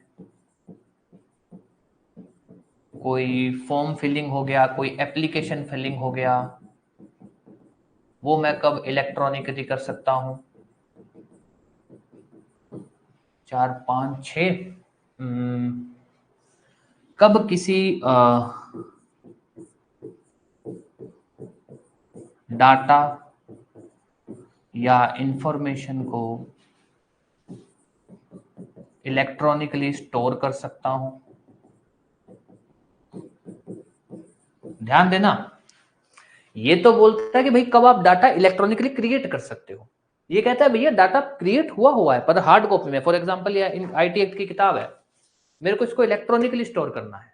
मेरे को एक आ गया कि भैया तुम इस मान लो एग्जांपल ले लो, हाँ अपने रजिस्ट्रेशन एक्ट पढ़ा था, उसमें अपने एक बात बोली थी कि जो भी कागज रजिस्ट्रेशन ऑफिस में रजिस्टर होते हैं 2 साल तक वो स्टोर किए जाएंगे, स्टोर करोगे आप उनको, है ना।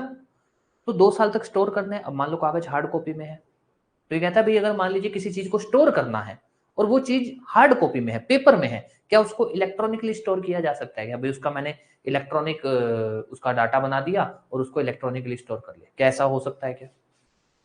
3 4 5 6 नहीं 4 5 6 7। उसके बाद आप आ जाइए ये ऑफिशियल गैजेट। जो ये ऑफिशियल गैजेट होते हैं, ये जो गवर्नमेंट गैजेट होते हैं, ये कब इलेक्ट्रॉनिकली बनाए जा सकते हैं? ये कब इलेक्ट्रॉनिक फॉर्मेट में हो सकते हैं? ठीक है। उसके बाद सेक्शन 9 है, सेक्शन 9 थोड़ा सा अलग चलेगा, उसको बाद में देखेंगे अपने। ठीक है, section 10 power of central government, और सेक्शन 10A ई कॉन्ट्रैक्ट। ई कॉन्ट्रैक्ट मतलब कि जो प्रपोजल है या जो ऑफर है या जो एक्सेप्टेंस है वो इलेक्ट्रॉनिकली हुई है। ई कॉन्ट्रैक्ट मतलब कॉन्ट्रैक्ट इलेक्ट्रॉनिकली नहीं, अगर ऑफर या एक्सेप्टेंस इलेक्ट्रॉनिकली हुई है तब क्या वो सही है या नहीं है। अब ध्यान देना, कुछ नहीं बोला इन्होंने, बड़ा सिंपल सा है। ये कहते हैं भाई कभी भी आप किसी भी डाटा को इलेक्ट्रॉनिकली कब रख सकते हो या फिर इलेक्ट्रॉनिक रिकॉर्ड कब मेंटेन कर सकते हो? कभी भी। अगर कानून में कहीं पर भी ये लिखा हुआ है कि आप किसी चीज को सेव कर सकते हो, आप किसी चीज का डाटा मेंटेन कर सकते हो, किसी चीज को एज एन इंफॉर्मेशन, किसी चीज को एज ए डाटा स्टोर कर सकते हो ऑन पेपर, तो आप उसको इलेक्ट्रॉनिकली भी स्टोर कर सकते हो। बात खत्म। तो सेक्शन 4 तो क्या बोलता है कि भाई कब आप किसी इंफॉर्मेशन, किसी डाटा को इलेक्ट्रॉनिकली स्टोर कर सकते हो, इलेक्ट्रॉनिकली क्रिएट कर सकते हो। अगर वो डाटा या इंफॉर्मेशन आप पेपर पे क्रिएट कर सकते हो तो आप उसको इलेक्ट्रॉनिकली भी क्रिएट कर सकते हो। This is section 4। अब वो क्या पूछेगा आपसे? हार्डली इंडेक्स से ज्यादा कुछ नहीं पूछेगा, इससे इंडेक्स से ज्यादा कुछ नहीं पूछेगा। अब आ जाइए, आप कब इलेक्ट्रॉनिकली साइन कर सकते हो? अगर आप किसी चीज को साइन कर सकते हो तो आप इलेक्ट्रॉनिकली साइन भी कर सकते हो। भाई मेरे को ये है कि भाई मैं तो इलेक्ट्रॉनिकली साइन करूंगा, करो भैया, कोई दिक्कत नहीं है। आप खुद मान लीजिए कोई कागज है जहां पर मैं साइन कर सकता हूँ, वो कहता है साइन करो, मेरी इच्छा है मैं इलेक्ट्रॉनिकली साइन करना चाहता हूँ, मैं तो बोलूंगा कि हाँ भैया मैं तो इलेक्ट्रॉनिकली, वो बोलेंगे ठीक है कर लो। फिर मैं उस सारे डाटा को इलेक्ट्रॉनिक फॉर्मेट में करवाऊंगा, और जहां पर वो इलेक्ट्रॉनिक फॉर्मेट के जैसे वहां पे सिग्नेचर की जगह है, वहां मैं अपना इलेक्ट्रॉनिक सिग्नेचर करवाऊंगा। तो क्या इलेक्ट्रॉनिक सिग्नेचर हो सकता है? हो सकता है। अगर मैं कहीं पर साइन कर सकता हूं तो मेरी इच्छा है, मैं चाहे तो हाथ से साइन करूं, चाहे मैं इलेक्ट्रॉनिक सिग्नेचर करूं। तो अगर कहीं पर मैं कोई चीज साइन कर सकता हूं तो मैं उसको इलेक्ट्रॉनिकली साइन भी कर सकता हूं, मुझे रोका नहीं जा सकता। कोई भी कानून, और ये हो रहा है कोई भी कानून चाहे कुछ भी बोले, ये बात माननी चाहिए। अब आ जाइए, कहीं पर भी ये बोला है कि आप गवर्नमेंट में मान लो एप्लीकेशन डाल सकते हो। फॉर एग्जांपल, मान लो भाई मेरे घर के बाहर क्या रही है, सड़क टूटी हुई है, मुझे इसकी एप्लीकेशन डालनी है, तो मैं ये एप्लीकेशन हार्ड कॉपी में भी डाल सकता हूँ और इलेक्ट्रॉनिकली भी डाल सकता हूँ। बिल्कुल, उनका जो सर्वर होगा, कोई वेबसाइट होगी, कोई सिस्टम होगा, कोई मेल आईडी होगी, वहां भी भेज सकता हूँ, एक ही बात है। तो ये बोलता है भाई अगर मान लीजिए आप कोई गवर्नमेंट डिपार्टमेंट में कोई फॉर्म फिल करना चाहते हैं, कोई पैसा पे करना चाहते हैं, कोई एप्लीकेशन डालना चाहते हैं, तो आप इलेक्ट्रॉनिकली डाल सकते हैं। बिल्कुल, अगर मैं नॉर्मली एप्लीकेशन डाल सकता हूँ, नॉर्मली फॉर्म फिल करके जमा करा सकता हूँ, तो मैं उसको इलेक्ट्रॉनिकली भी करा सकता हूँ। ये इतनी सी बात बोलता है। अब आ जाइए, कब मैं किसी चीज को इलेक्ट्रॉनिकली स्टोर कर सकता हूं? अगर कहीं पर यह बात बोला गया है कि भाई आप किसी चीज को स्टोर कर सकते हैं, कोई डाटा, कोई इंफॉर्मेशन, कोई कागज पत्र है उनको आप कुछ समय तक, तो आप उन कागज पत्र को इलेक्ट्रॉनिकली कन्वर्ट करके भी स्टोर कर सकते हैं। इतनी सी बात ये बोलता है।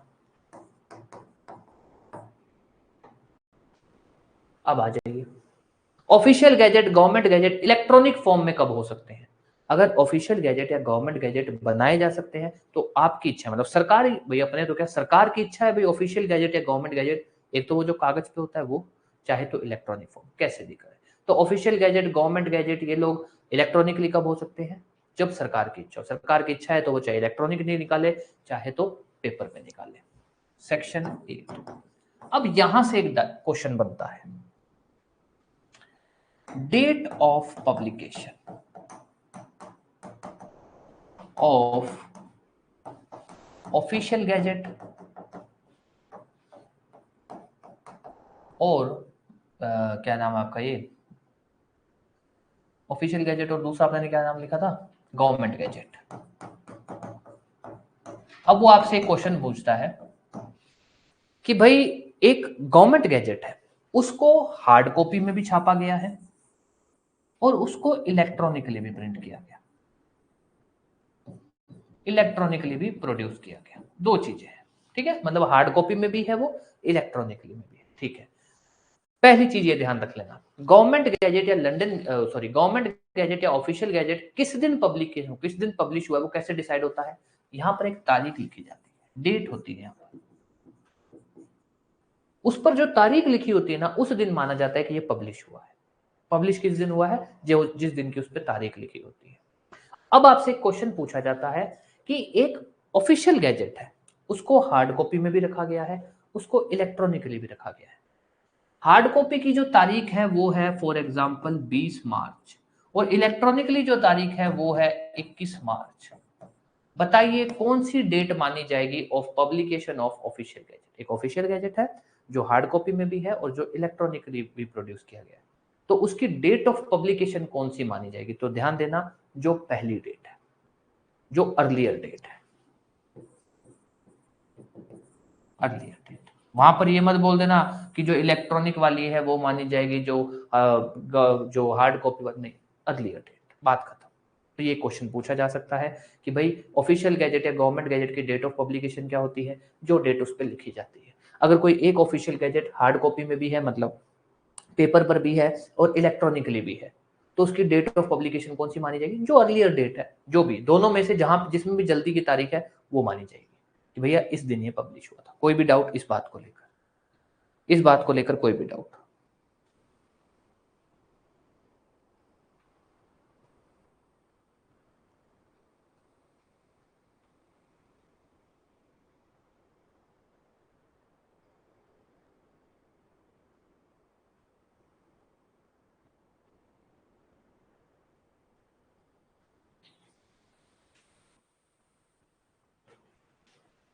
ठीक है, अब आ जाओ टॉपिक पे, दोबारा आते हैं टॉपिक पे कि भाई कोई भी official gazette, government gazette electronic form में कब हो सकता है? जब सरकार को इच्छा करे। अब आ जाओ सेक्शन 9 क्या बोलता है।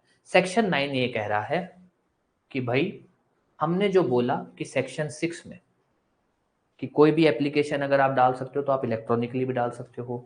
सेक्शन 7 में कि कोई भी डाटा अगर स्टोर हो सकता है तो आप उसको इलेक्ट्रॉनिकली भी स्टोर कर सकते हो। तो इसका मतलब ये नहीं आप करोगे ही करोगे।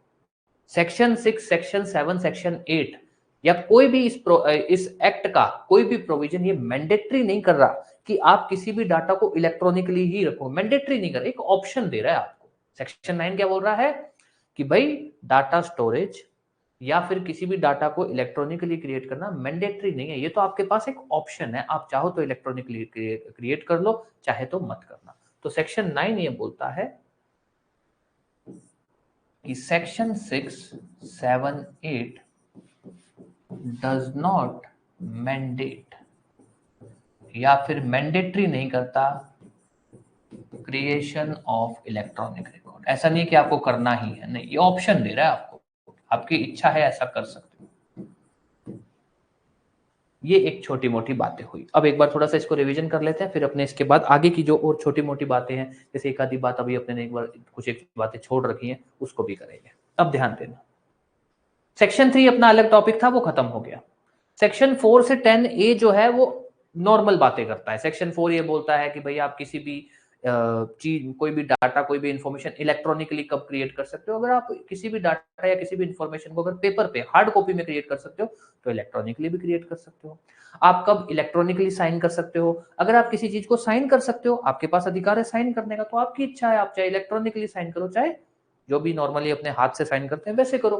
फिर उसके बाद आप गवर्नमेंट में एप्लीकेशन इलेक्ट्रॉनिकली कब डाल सकते हो? अगर आप नॉर्मली एप्लीकेशन डाल सकते हो तो इलेक्ट्रॉनिकली भी डाल सकते हो। आप कब किसी डाटा को इलेक्ट्रॉनिकली स्टोर कर सकते हो? अगर आपके पास अधिकार है कि आप किसी डाटा को, इंफॉर्मेशन को, कोई कागज पत्र को नॉर्मली, मतलब यूजुअली आप उसके हार्ड कॉपी को स्टोर करने का अधिकार है, तो आप उसको इलेक्ट्रॉनिक फॉर्मेट में कन्वर्ट करके स्टोर कर सकते हो, वो आपकी इच्छा है। Then comes official gazette, government gazette electronic format में कब हो सकते हैं? अगर सरकार की इच्छा है। सरकार कोई बाउंड नहीं है कि official gazette, government gadget hard paper पे निकाले, इलेक्ट्रॉनिकली भी निकाल सकती है।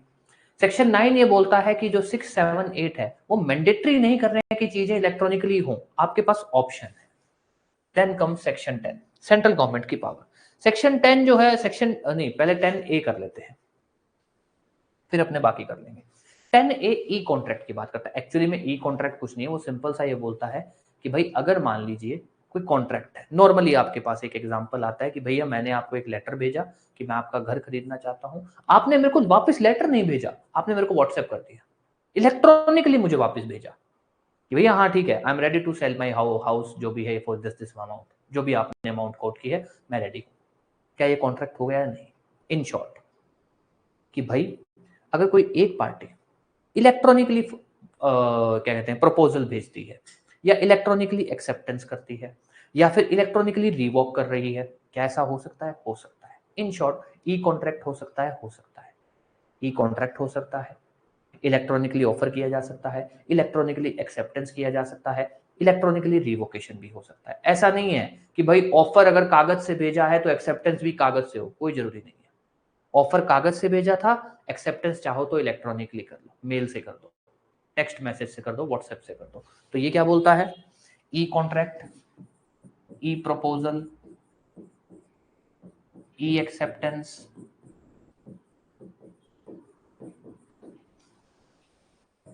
ई रिवोकेशन, इलेक्ट्रॉनिकली रिवोकेशन। तो अब अगर आपसे कोई क्वेश्चन बोले कि भाई क्या कहते हैं एन ऑफर एंड एक्सेप्टेंस, एक ऑफर है, एक बंदा है जिसने ऑफर लेटर के थ्रू भेजा और जो दूसरी पार्टी है उसने एक्सेप्ट किया है इलेक्ट्रॉनिकली, क्या वो कॉन्ट्रैक्ट एनफोर्सेबल है क्या? बताओ।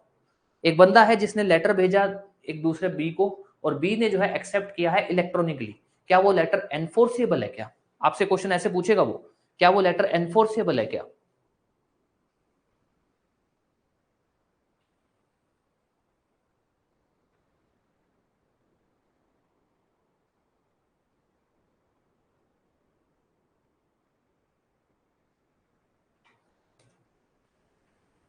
ठीक है, तो ये क्वेश्चन यहां से ये क्वेश्चन बनता है कि एनफोर्सेबल है। ठीक है, सेंट्रल गवर्नमेंट, अब आ जाओ कुछ section 10 power of central government. आपसे सिर्फ इतना पूछा जा सकता है अगर सेक्शन 10 से क्वेश्चन आएगा, हालांकि सेक्शन 10 से क्वेश्चन आने के चांसेस बहुत कम है क्योंकि और बहुत इंपॉर्टेंट सेक्शंस पड़े हैं। सेक्शन 10 सिर्फ सेंट्रल गवर्नमेंट को ये पावर देता है कि सेंट्रल गवर्नमेंट रूल्स बना सकती है ये बताने के लिए कि भाई इलेक्ट्रॉनिक सिग्नेचर कैसा होगा, इलेक्ट्रॉनिक सिग्नेचर कितने का मतलब कैसा होना चाहिए, कि भाई अगर कैसे इलेक्ट्रॉनिक सिग्नेचर कैसे एफिक्स करना है इलेक्ट्रॉनिक सिग्नेचर से रिलेटेड, या फिर अगर आपको ये आइडेंटिफाई करना है कि कोई पर्सन किसी इलेक्ट्रॉनिक सिग्नेचर किसी पर्टिकुलर पर्सन का है तो आप कैसे आइडेंटिफाई करोगे। तो सेक्शन 10 सेंट्रल गवर्नमेंट को क्या पावर देता है? To make rule as to manner of electronic signature,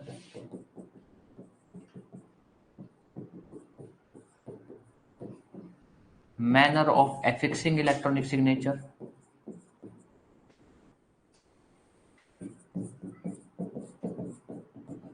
electronic signature कैसे आप मतलब लगाओगे कागज पे,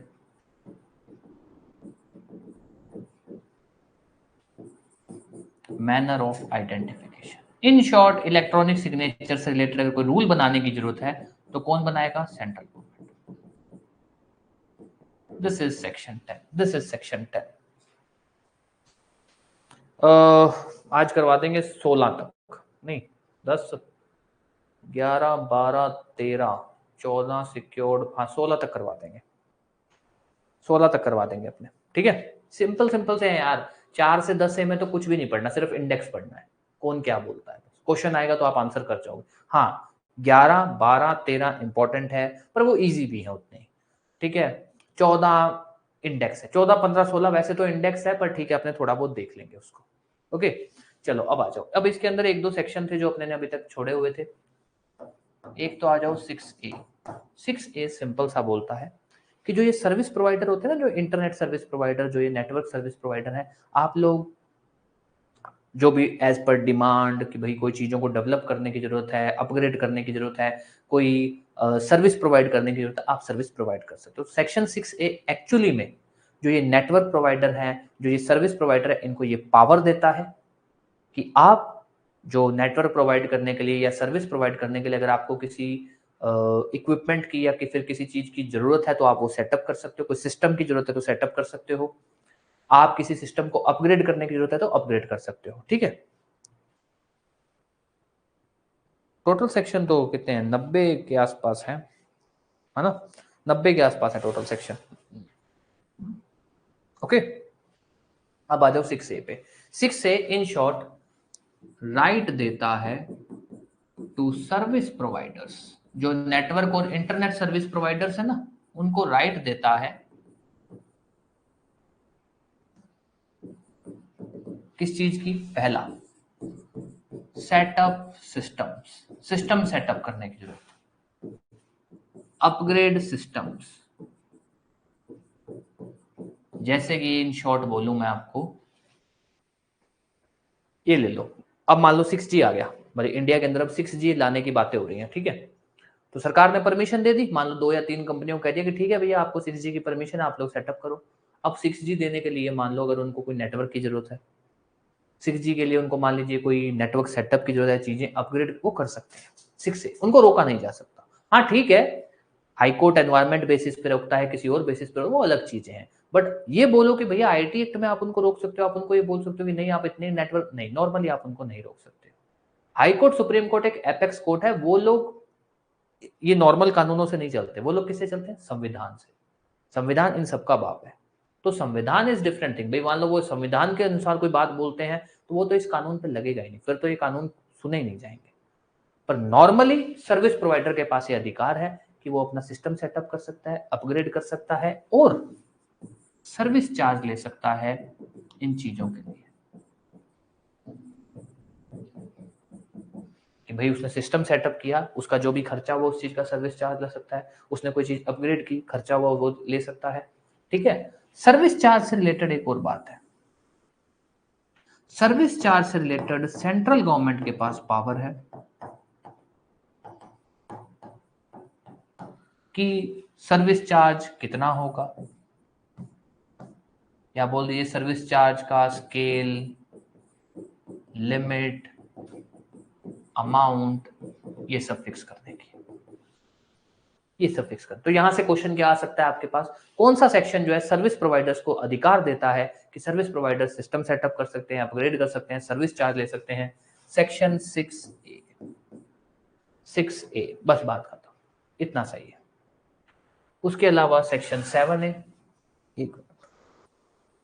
सेक्शन 7A, सेक्शन 7A बोलता है ऑडिट ऑफ इलेक्ट्रॉनिक अकाउंट्स। मान लीजिए अकाउंट इलेक्ट्रॉनिकली मेंटेन्ड है तो उनका ऑडिट हो सकता है, उनका ऑडिट हो सकता है। कैसे होगा, जैसे नॉर्मल अकाउंट्स का ऑडिट होता है, जो नॉर्मल अकाउंट्स के ऑडिट के प्रावधान है, जो भी इनकम टैक्स एक्ट के प्रावधान है ऑडिट को लगते हैं, वो लगेंगे। तो ऑडिट हो सकता है इलेक्ट्रॉनिक अकाउंट्स का in same manner as of normal audit. बस इतनी सी बात है सेक्शन 7A। तो अब ध्यान दे देना, सेक्शन 3 कैसे याद करोगे कि इलेक्ट्रॉनिक रिकॉर्ड कैसे ऑथेंटिकेट होता है।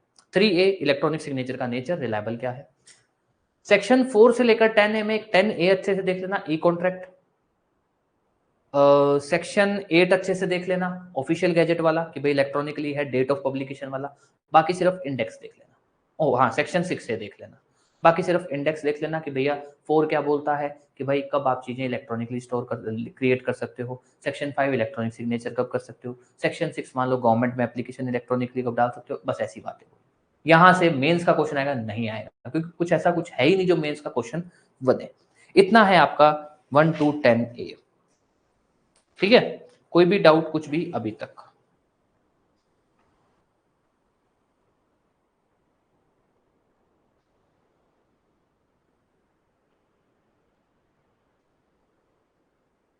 ठीक है, चलो अगर बोर हो रहे हो, अगर भाई लिमिट से ज्यादा मामला जा रहा है, सिर्फ 3 सेक्शन और कर लेते हैं, 11, 12 और 13। ठीक है, 11, 12 और 13 कर लेते हैं, बहुत इजी है, बहुत आपको मतलब समझने में भी आपको इजी लगेंगे, चीजें भी बेसिक होंगी, आप समझ जाओगे। ठीक है, 3 सेक्शन और कर लेते हैं बस।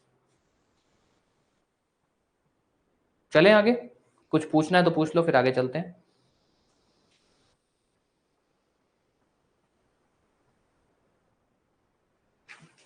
ठीक है, अब आ जाओ, अब आ जाओ। 3 क्वेश्चन है। पहला, how to identify that an electronic record, कि जो इलेक्ट्रॉनिक कोई रिकॉर्ड है belong to particular person.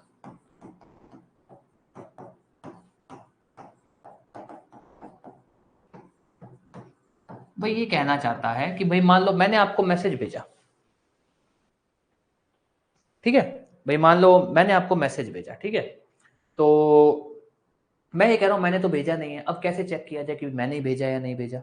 या फिर मान लो मेरे मोबाइल में, मेरे कंप्यूटर में कोई डाटा पाया गया, मैं कह रहा हूं सर मैंने तो ये बनाया नहीं, पता नहीं ये कहां से आ गया, तो कैसे चेक किया जाए? बहुत सिंपल सा है, लैंग्वेज पे बच जाना, बहुत सिंपल सा है। टेक्निकली बोला गया है कि भाई कैसे आप बोल सकते हो कि एक इलेक्ट्रॉनिक रिकॉर्ड ओरिजिनेटर का, ओरिजिनेटर मतलब जिसने भेजा है, ओरिजिनेटर वर्ड का मतलब है जिसने भेजा है, जिसने भेजा है उसी का ही, उसी ने ये बनाया है, कैसे बोल सकते हो? एक क्वेश्चन। दूसरा,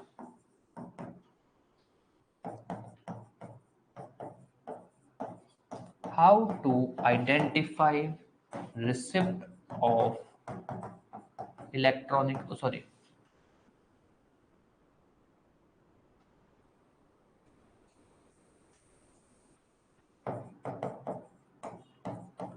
how acknowledgement of receipt can be given, या फिर हम ये बोल सकते हैं how to identify receipt of electronic record. इसका सिंपल सा मतलब ये है कि जैसे ये बोलता है ना कि भाई कैसे आप बोल सकते हो कि भाई जो मैसेज है या इलेक्ट्रॉनिक रिकॉर्ड है मैंने ही भेजा है, ये कहता है भाई कैसे आप ये बोल सकते हो कि हाँ जो सामने वाला है जिसको आपने भेजा उसको डाटा रिसीव हो गया, उसको जो भी आपने मैसेज भेजा वो रिसीव हो गया, ये कैसे आप बोल सकते हो? देन इज तीसरा, जो है कुछ इस तरह से, टाइम एंड प्लेस क्या माना जाएगा ऑफ एक्नॉलेजमेंट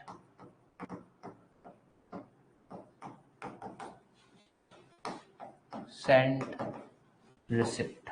टाइम प्लेस क्या माना जाएगा, कैसे डिसाइड करेंगे, या किस बेसिस पे आप बोल सकते हो कि भी कहां से मैसेज भेजा गया, कहां मैसेज रिसीव हुआ, ये सब कुछ एक बेसिक बात है, तो अब ध्यान दे देना। सेक्शन 11 कि भाई कैसे आइडेंटिफाई किया जाता है कि एक इलेक्ट्रॉनिक रिकॉर्ड एक पर्टिकुलर बंदे को बिलोंग करता है। इस पर्टिकुलर बंदे को टेक्निकली क्या बोला जाता है? ओरिजिनेटर। Originator section 11। सेक्शन 12 कैसे आप बोल सकते हो कि भाई जिसको आपने कागज भेज, जिसको आपने इलेक्ट्रॉनिक मैसेज भेजा है वो मिल गया या नहीं मिला है, मतलब उसको रिसीव हुआ या नहीं, सेक्शन 12। इस पे अपने दो बातें पढ़ेंगे। And then section 13 which abouts time and place, भाई टाइम और प्लेस क्या होती है एक्नॉलेजमेंट की, भेजने की, रिसीव करने की, ये सब चीजें। तो अब अपने आते हैं सीधा सेक्शन 11 के ऊपर। सेक्शन 11 सिंपल सा है, वो ये बोलता है कि भाई अगर आपको ये बोलना है कि भाई जो इलेक्ट्रॉनिक रिकॉर्ड है वो जो भी जिसने भी भेजा है, जो ओरिजिनेटर है, भेजने वाले का नाम क्या है टेक्निकली? ओरिजिनेटर। कि इलेक्ट्रॉनिक रिकॉर्ड ओरिजिनेटर ने ही भेजा है, जिसने भी मतलब जिसके नाम से वो मैसेज आया है उसी ने ही भेजा है। तो सिंपल सा है कि या तो आप ये सेटिस्फाई करवा दो कि हाँ सर उसी ने ही भेजा है जो भी ओरिजिनेटर है, या आप ये सेटिस्फाई करवा दो कि उसने नहीं तो जिस भी दूसरे बंदे ने भेजा उसकी उस दूसरे बंदे ने उसी के बिहाफ पे भेजा है, या फिर आप ये बोल दो कि उसके सिस्टम से भेजा गया है। तो हम कैसे बोल सकते हैं कि भाई electronic record belong to originator, कि आपका ही है। ये कहता है if record sent by originator. तो आपसे क्वेश्चन पूछा जा सकता है कि भाई ए ने मैसेज भेजा है, तो क्या हम ये मान सकते हैं कि मैसेज जो है मतलब जो इलेक्ट्रॉनिक रिकॉर्ड है वो ए का ही है? बिल्कुल। मान लो मैं आपको आज कोई फाइल मेल करता हूं, तो मेरी मेल आईडी से फाइल हो रही है, मेल हो रही है, तो ये माना जाएगा कि वो फाइल मेरी है, मैंने ही बनाई है, या फाइल मेरे को बिलोंग करती है। मैं उस फाइल से अब ये नहीं बोल सकता सर फाइल तो मेरी नहीं है, मुझे तो पता ही नहीं कहां से आ गई, आपने भेजी है मतलब आपकी। अब आप जवाबदेह हो उस इलेक्ट्रॉनिक रिकॉर्ड के लिए। तो सिंपल सा है, जो इलेक्ट्रॉनिक रिकॉर्ड भेजता है इलेक्ट्रॉनिक रिकॉर्ड उसी का माना जाएगा। तो इलेक्ट्रॉनिक रिकॉर्ड ओरिजिनेटर को बिलोंग करता है नहीं, कैसे? अगर उसने भेजा है तो उसी को माना जाएगा। If sent by any authorised person, अगर उसके किसी ऑथोराइज्ड पर्सन ने भेजा है, भाई मान लो मैंने कोई एजेंट वगैरह रख रखे हैं, मेरे आगे कोई लोग काम करते हैं, उन्होंने भेजा है, तब भी माना जाएगा मैंने भेजा है। या फिर if sent through system, sorry system मतलब computer system, belonging to originator. अब ध्यान देना, आपसे जो ये पूछा जा सकता है वो बोल सकता है कि भाई एक बंदे ने एक पर्सन ने मैसेज भेजा, इलेक्ट्रॉनिक रिकॉर्ड सेंड किया, क्या इलेक्ट्रॉनिक रिकॉर्ड उसका माना जाएगा? माना जाएगा। इलेक्ट्रॉनिक रिकॉर्ड एक पर्टिकुलर बंदे के कंप्यूटर सिस्टम से भेजा गया है, क्या इलेक्ट्रॉनिक रिकॉर्ड जिसका कंप्यूटर सिस्टम है उसका माना जाएगा? माना जाएगा।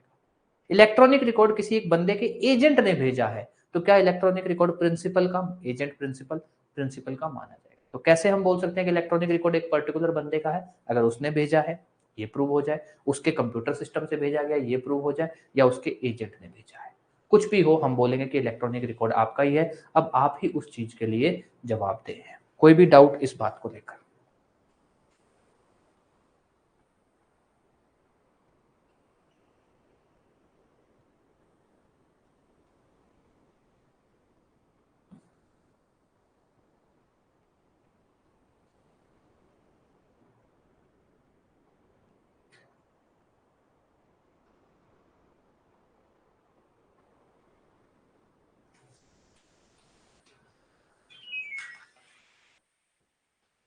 ठीक है, अब आ जाओ आगे। Electronic record belonging to originator, section 12, acknowledgement of receipt.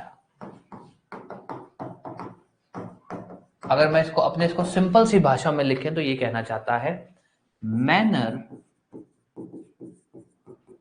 In which acknowledgement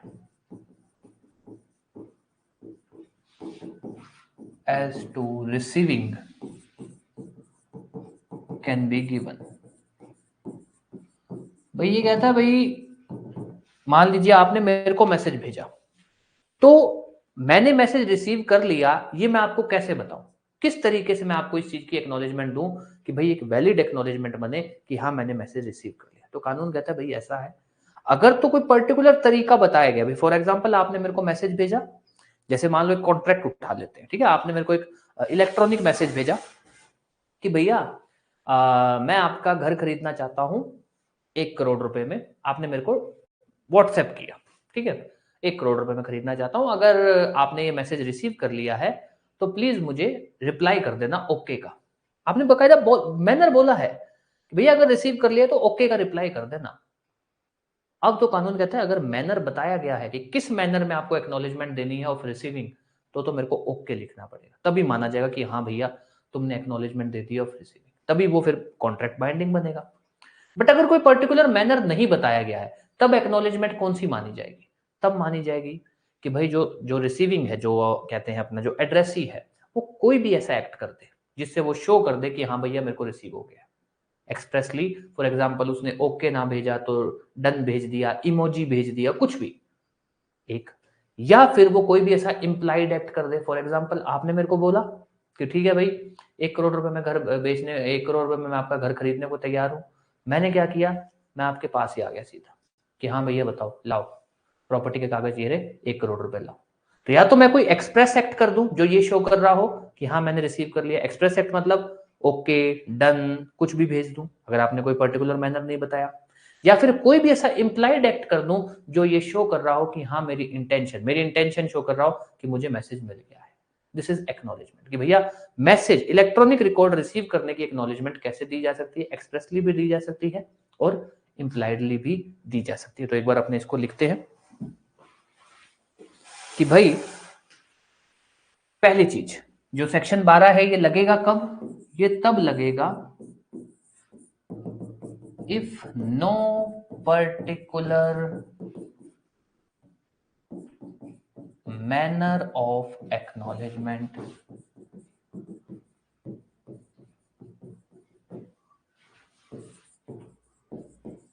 prescribed। उस केस में जो एक्नॉलेजमेंट है, अगर कुछ प्रिस्क्राइब नहीं है तब हम ये बात बोलते हैं कि जो एक्नॉलेजमेंट है वो आप दे सकते हो एक्सप्रेसली, इम्प्लाइडली। एक्सप्रेसली का तो मतलब है कि भाई आप कोई भी ऐसा कंडक्ट शो कर दो, कंडक्ट कर दो या एक्ट कर दो जो शो करे एक्नॉलेजमेंट। और इम्प्लाइडली का मतलब है कि कोई भी ऐसा एक्ट जो इंटेंशन शो करे ऑफ एक्नॉलेजमेंट।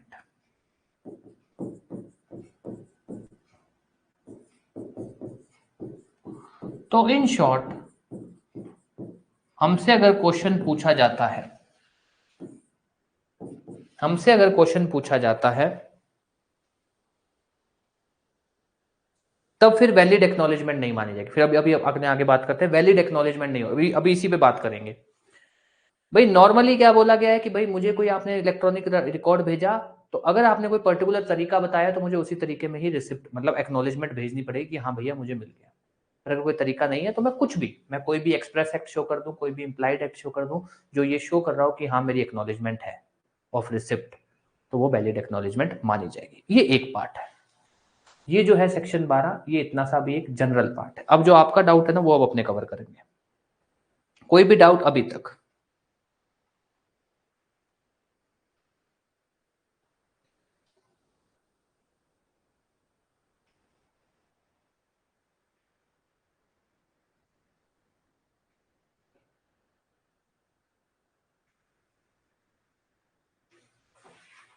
ठीक है, तो अगर पर्टिकुलर मैनर है तो वही बताया जाएगा। अब आ जाइए important, if acknowledgement necessary. Necessary भाई देखो, एक मिनट, ये क्या है? इफ एक्नॉलेजमेंट नेसेसरी का मतलब है कि आपने मेरे को मैसेज भेजा और आपने मेरे को बोला है कि अगर मैसेज रिसीव हो जाए तो बकायदा मैसेज भेज देना कि हाँ मैसेज मिल गया। तो ये क्या है, एक्नॉलेजमेंट जरूरी है मुझे देना। आपने कहा है कि भैया अगर मैसेज मिल गया है ना तो एक्नॉलेजमेंट भेज देना, अदरवाइज मैं मानूंगा नहीं कि तुमने मैसेज मिल गया। एक्नॉलेजमेंट जरूरी है, एक्नॉलेजमेंट नेसेसरी है। अगर एक्नॉलेजमेंट नेसेसरी है तो वहां तो एक्नॉलेजमेंट भेजनी पड़ेगी, भेजनी पड़ेगी। ध्यान देना, वहां एक्नॉलेजमेंट भेजनी पड़ेगी। अब अगर आपने कोई पर्टिकुलर मैनर बताया तो उस मैनर में भेजूंगा, नहीं कोई मैनर बताया तो जो जो भी एक्सप्रेसली इंप्लाइडली जैसा भी मैनर मुझसे हो पाएगा मैं वो करूंगा। अब आ जाओ आगे की बात। अगर एक्नॉलेजमेंट नेसेसरी नहीं है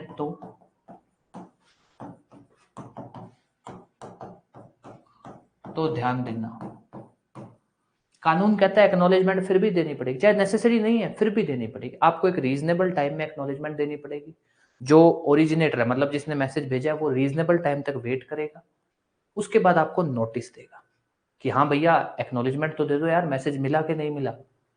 ठीक है, अगर मैं फिर भी एक्नॉलेजमेंट नहीं देता, मामला खत्म, वो ऐसा माना जाएगा कि मैसेज भेजा ही नहीं है। तो ध्यान देना, अगर एक्नॉलेजमेंट नेसेसरी है तो एक्नॉलेजमेंट भेजनी पड़ेगी, नहीं भेजूंगा तो माना ही नहीं जाएगा, ऐसा होगा कि मैसेज जैसे आया ही नहीं था। अगर एक्नॉलेजमेंट नेसेसरी नहीं है, नेसेसरी का मतलब पार्टीज के हिसाब से नेसेसरी नहीं हुई है, कानून कहता है तब भी भेजनी पड़ेगी, तब भी एक्नॉलेजमेंट देनी पड़ेगी। आप ये नहीं कह सकते भाई नेसेसरी नहीं है तो कोई बात नहीं बिना एक्नॉलेजमेंट ना, तब भी एक्नॉलेजमेंट देनी पड़ेगी।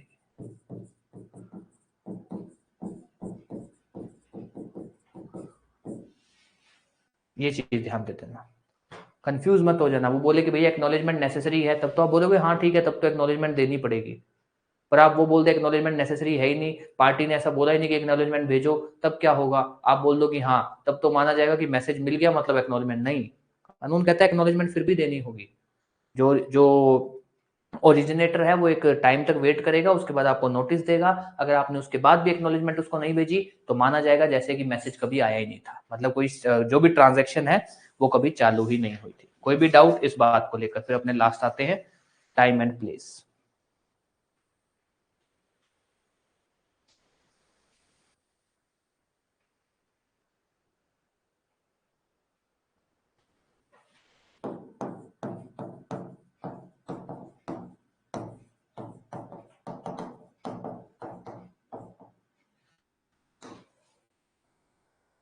हाँ बिल्कुल रिपीट कर देता हूं। सेक्शन 12 बात करता है, देखो 3 चीजें हैं। पहला कि भाई, इस पे आ जाओ पहले तो। पहला तो भाई कब आप ये बोल सकते हो कि इलेक्ट्रॉनिक मैसेज या electronic record, sorry electronic message या इलेक्ट्रॉनिक रिकॉर्ड एक पर्टिकुलर बंदे को बिलोंग करता है, जिसको हम टेक्निकली नाम लेते हैं ओरिजिनेटर। तो हम तब बोलते हैं कि एक इलेक्ट्रॉनिक रिकॉर्ड ओरिजिनेटर को बिलोंग करता है अगर उसने भेजा हो, ये फैक्ट प्रूव हो जाए कि उसने भेजा है तो उसी को बिलोंग करता है। ये फैक्ट प्रूव हो जाए कि उसके सिस्टम के मतलब कंप्यूटर सिस्टम से भेजा गया है तो उसी को बिलोंग करता है। ये फैक्ट प्रूव हो जाए कि उसके ऑथराइज्ड पर्सन ने भेजा है तब भी उसी को बिलोंग करता है। दूसरा, एक्नॉलेजमेंट देना कब जरूरी है? जनरल रूल तो है एक्नॉलेजमेंट देना जरूरी ही है। एक्नॉलेजमेंट कैसे दोगे ये ध्यान देना पहले तो। मैनर, मैनर अगर तो कोई पर्टिकुलर तरीका बताया गया है कि भैया अगर मैसेज रिसीव होता है तो उसका रिसिप्ट मतलब उसका एक्नॉलेजमेंट दे देना, कोई पर्टिकुलर तरीका है तो उसी तरीके से भेजोगे। अगर कोई पर्टिकुलर तरीका नहीं बताया गया है तब आपकी इच्छा है, आप कोई भी एक्सप्रेस कंडक्ट, इंप्लाइड कंडक्ट कैसे भी दे दो। अब आती है बात कि क्या एक्नॉलेजमेंट जरूरी है? जरूरी है। अगर पार्टी ने जो मैसेज भेज रहा है, जो इलेक्ट्रॉनिक रिकॉर्ड भेज रहा है, उसने कहा है कि एक्नॉलेजमेंट दोगे, तब तो जरूरी है ही है। पर अगर एक्नॉलेजमेंट पार्टी ने नहीं भी कहा था ना, तब भी आपको देनी पड़ेगी। अगर आपने एक्नॉलेजमेंट नहीं दी है, रीजनेबल टाइम तक वेट किया जाएगा। नहीं दी है तो ऐसा माना जाएगा कि जैसे फैक्ट मैसेज कभी आया ही नहीं था। ये नहीं है कि नहीं दी, रीजनेबल टाइम के बाद अपने आप मान लिया जाएगा, नहीं, ऐसा कुछ नहीं है। ठीक है, अब ये बात खत्म हुई, कोई डाउट कुछ भी?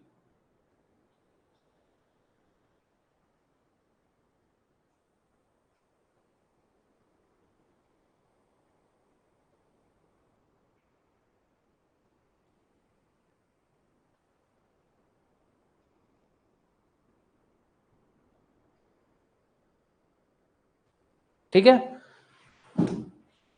अब आ जाइए 13, सेक्शन 13। कब माना जाएगा कि मैसेज डिस्पैच हो गया? डिस्पैच मतलब सेंड हो गया। कब माना जाएगा कि रिसीव हो गया?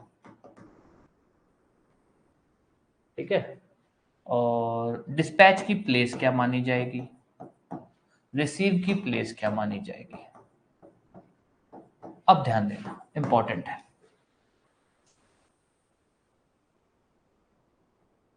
हाँ नेसेसरी क्वेश्चन इसमें यार, पता है क्या, एक्नॉलेजमेंट वाले से क्वेश्चन कुछ आएगा नहीं। बस इतना सा आ सकता है कि कौन सा सेक्शन बात करता है to the acknowledgement of receipt. Section 12 आएगा नहीं, क्योंकि वो क्या ही क्वेश्चन बनाएगा कि यार एक्नॉलेजमेंट देना होता है या नहीं, क्या जरूरी है या नहीं है। कुछ इतना कुछ अजीब सा कुछ क्वेश्चन बनता नहीं। हाँ ऐसा जरूर वो बना सकता है कि भैया एक बंदे ने मैसेज भेजा और उसको बोला था एक्नॉलेजमेंट देना, और उसने एक्नॉलेजमेंट नहीं दी, तब क्या माना जाएगा? तब ये माना जाएगा कि कोई मैसेज आया ही नहीं। बस इतना सा आ सकता है मैक्सिमम।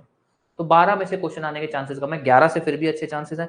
ये अच्छे चांसेस हैं कि कब माना जाएगा कि मैसेज डिस्पैच हो गया, मतलब मेरे यहां से चला गया। कब माना जाएगा कि उसको मिल गया? प्लेस ऑफ डिस्पैच क्या होगी? प्लेस ऑफ रिसिप्ट क्या होगी, मतलब मैसेज रिसीव करने की क्या होगी? तो डिस्पैच तो तब माना जाता है इफ इलेक्ट्रॉनिक रिकॉर्ड, जो भी इलेक्ट्रॉनिक रिकॉर्ड है वो ओरिजिनेटर के अलावा जो भी कंप्यूटर रिसोर्स है, electronic record is out of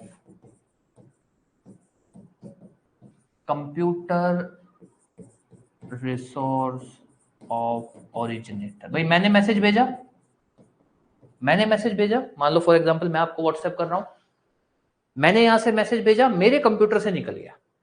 अब हो सकता है वो आपको अभी तक ना मिला हो, पर मेरे यहां से डिस्पैच हो गया। अभी तक तो शायद सर्वर में ही घूम रहा होगा, नेटवर्क सर्वर में, मेरे यहां से डिस्पैच हो गया। ओरिजिनेटर के कंप्यूटर से चीज निकल गई, डिस्पैच हो गया। इन शॉर्ट ये मान लो आप कि भाई ये मेरा घर, ये आपका घर, ठीक है। मैं अगर यहां से मैसेज भेजता हूं ना तो मैसेज डायरेक्ट आपके पास नहीं जाता, ऐसा सिस्टम नहीं है। मैसेज क्या होता है, पहले यहां जाता है फिर उसके बाद यहां जाता है, ठीक है, ऐसा कुछ है मोटा मोटी। अब बात आती है भाई मैंने मैसेज भेज दिया, ये कैसे होगा? मेरे यहां से मैसेज निकल गया, यहां से निकल गया, बात खत्म। अब वो यहां आया है, यहां आया, मुझे लेना देना, डिस्पैच हो गया। तो यही है कि इलेक्ट्रॉनिक रिकॉर्ड डिस्पैच हुआ है नहीं, ओरिजिनेटर के कंप्यूटर से निकल गया, डिस्पैच हो गया, बात खत्म। डिस्पैच की प्लेस क्या मानी जाएगी? Place of business of originator. कि अगर ये क्वेश्चन उठता है कि भाई मैसेज कहां से आया, तो जहां ओरिजिनेटर की प्लेस ऑफ बिजनेस है, ओरिजिनेटर जहां से अपना काम करता है वो है डिस्पैच की प्लेस। तो ये है डिस्पैच के केस में डिस्पैच कब माना जाएगा, डिस्पैच की प्लेस क्या होगी। अब आता है रिसिप्ट, कि भाई रिसीव हुआ या नहीं, तो ये बोला जाता है रिसीव कब माना जाएगा, if received in designated system,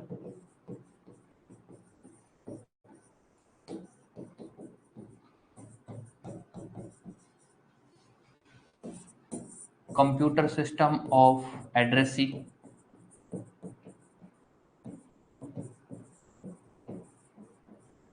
scene by addressee, इनमें से कुछ भी हो, कुछ भी हो। मैंने आपको मैसेज भेजा, मैसेज आपकी मेल पे आ गया, मतलब आपके मोबाइल में आ गया या आपकी मेल पे आ गया, बात कर, आपने देखा नहीं देखा मुझे लेना देना नहीं, रिसीव हो गया आपको मैसेज, ठीक है। एक दूसरा, मैंने आपको मेल किया तो मेरा तो इंटेंशन यही होगा कि भाई आपका मेल आपके कंप्यूटर, आपके लैपटॉप, आपके मोबाइल में होगा तो आप वहीं से देखोगे। आपने मेल कहां से देखा, let's take an example, notification से। आपने जो मेल है सिर्फ नोटिफिकेशन से ऊपर ऊपर से देख लिया, सीन हो गया। आपने मेल किसी और के डिवाइस से अपनी मेल आईडी लॉगिन की और देखा, सीन हो गया, रिसिप्ट हो गया। तो कब रिसिप्ट माना जाएगा, आपके सिस्टम में आ गया हो, आपने देख लिया हो, कुछ भी हो, इनमें से कुछ भी हो, रिसिप्ट माना जाएगा। प्लेस क्या मानी जाएगी, प्लेस मानी जाएगी place of business of addressee. ये इंपॉर्टेंट है, जैसे वो इंपॉर्टेंट है भाई कब मान इलेक्ट्रॉनिक रिकॉर्ड ओरिजिनेटर को बिलोंग करता है या नहीं, कैसे चेक होता है, डिस्पैच कब माना जाता है, रिसिप्ट कब माना जाता है, प्लेस ऑफ डिस्पैच क्या होगी, प्लेस ऑफ रिसिप्ट क्या होगा, ये इंपॉर्टेंट है।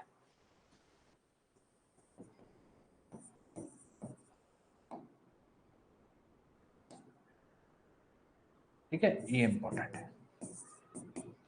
अब एक और बात, नॉर्मली अपने क्या लैंग्वेज यूज कर रहे हैं, अपने क्या language, place of business of addressee.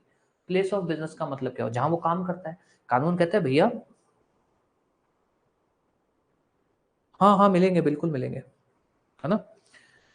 कानून कहता है भैया place of business, normally place of business हमारे लिए क्या है, जहां वो काम करता है। मान लो उसका प्लेस ऑफ बिजनेस ही ना हो, काम ही ना, मतलब कोई अड्डा ही नहीं है जहां से वो काम करता है, वो तो अपने घर से काम करता है, तो प्लेस ऑफ रेजिडेंस हो जाएगा फिर। कानून कहता है भैया प्लेस ऑफ बिजनेस का मतलब नॉर्मली मतलब ये है कि जहां से वो काम करता है, पर अगर उसकी कोई प्लेस ऑफ बिजनेस नहीं है तब फिर प्लेस ऑफ रेजिडेंस। तो प्लेस ऑफ बिजनेस में क्या आता है ये ध्यान रख लेना, what is place of business, किसी की भी, चाहे तो आप ये ओरिजिनेटर बोल दो चाहे एड्रेसी बोल दो, जो प्लेस ऑफ बिजनेस है, जो इनका मान लो हेड ऑफिस है अगर कोई, तो principal place of business, principal या head office, usual place of business, normally जहां पे वो काम करते हैं,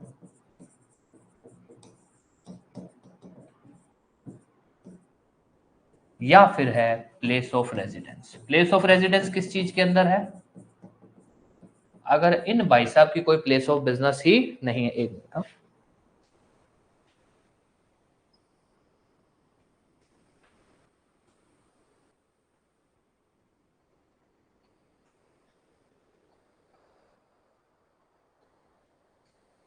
ठीक है, प्लेस ऑफ रेजिडेंस, एक मिनट यार,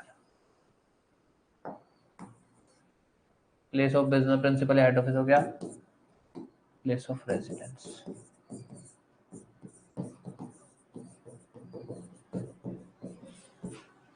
इफ नो क्या बोलूं, प्लेस, ये क्या कहते हैं, principal place of business.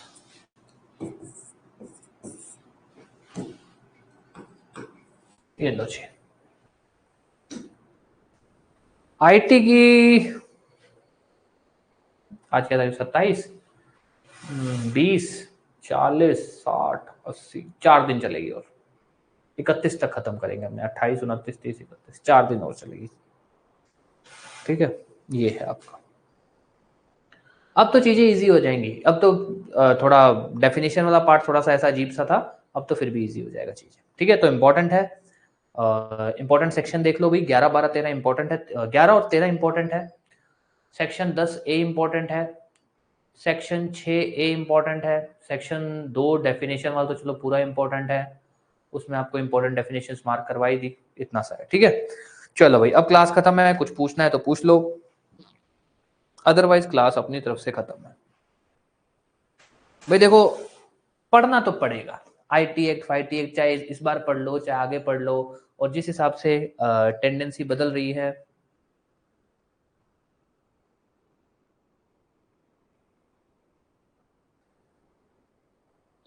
Name वगैरह नहीं पूछते, नेम वेम नहीं पूछते, इतना तो आपको पैसे पढ़ते पढ़ते ही याद हो जाता है। नेम जो होते हैं ना, आपको पढ़ते पढ़ते ही याद हो जाता है, तो नेम नहीं आते हैं।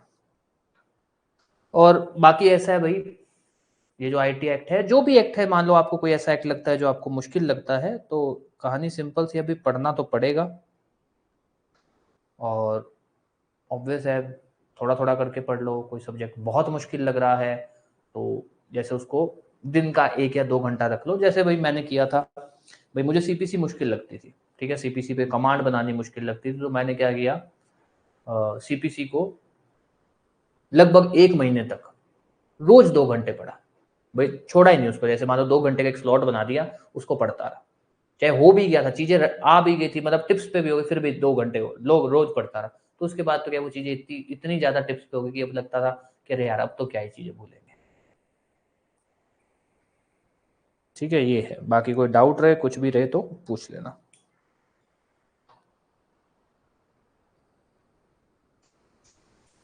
टेस्ट अभी नहीं चालू करेंगे आप लोगों के, नए वालों के तो, नए सब्जेक्ट्स के तो खासकर अभी तो एक बार नए सब्जेक्ट्स तो नॉर्मली पढ़ो, टेस्ट फिर धीरे धीरे, जैसे अब एक बार तो अपने माइनर लॉज खत्म करेंगे।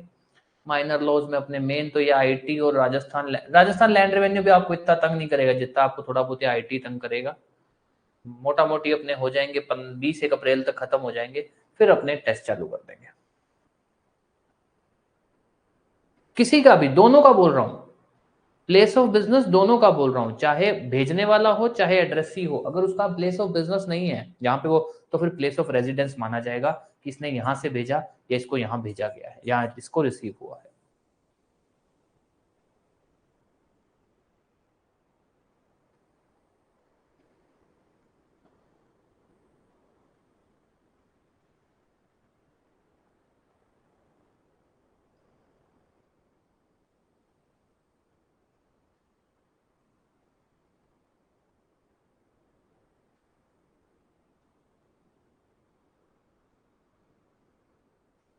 ठीक है, चलो भाई, थैंक यू। अब क्लास खत्म करते हैं, कुछ पूछना हो तो पूछ लेना।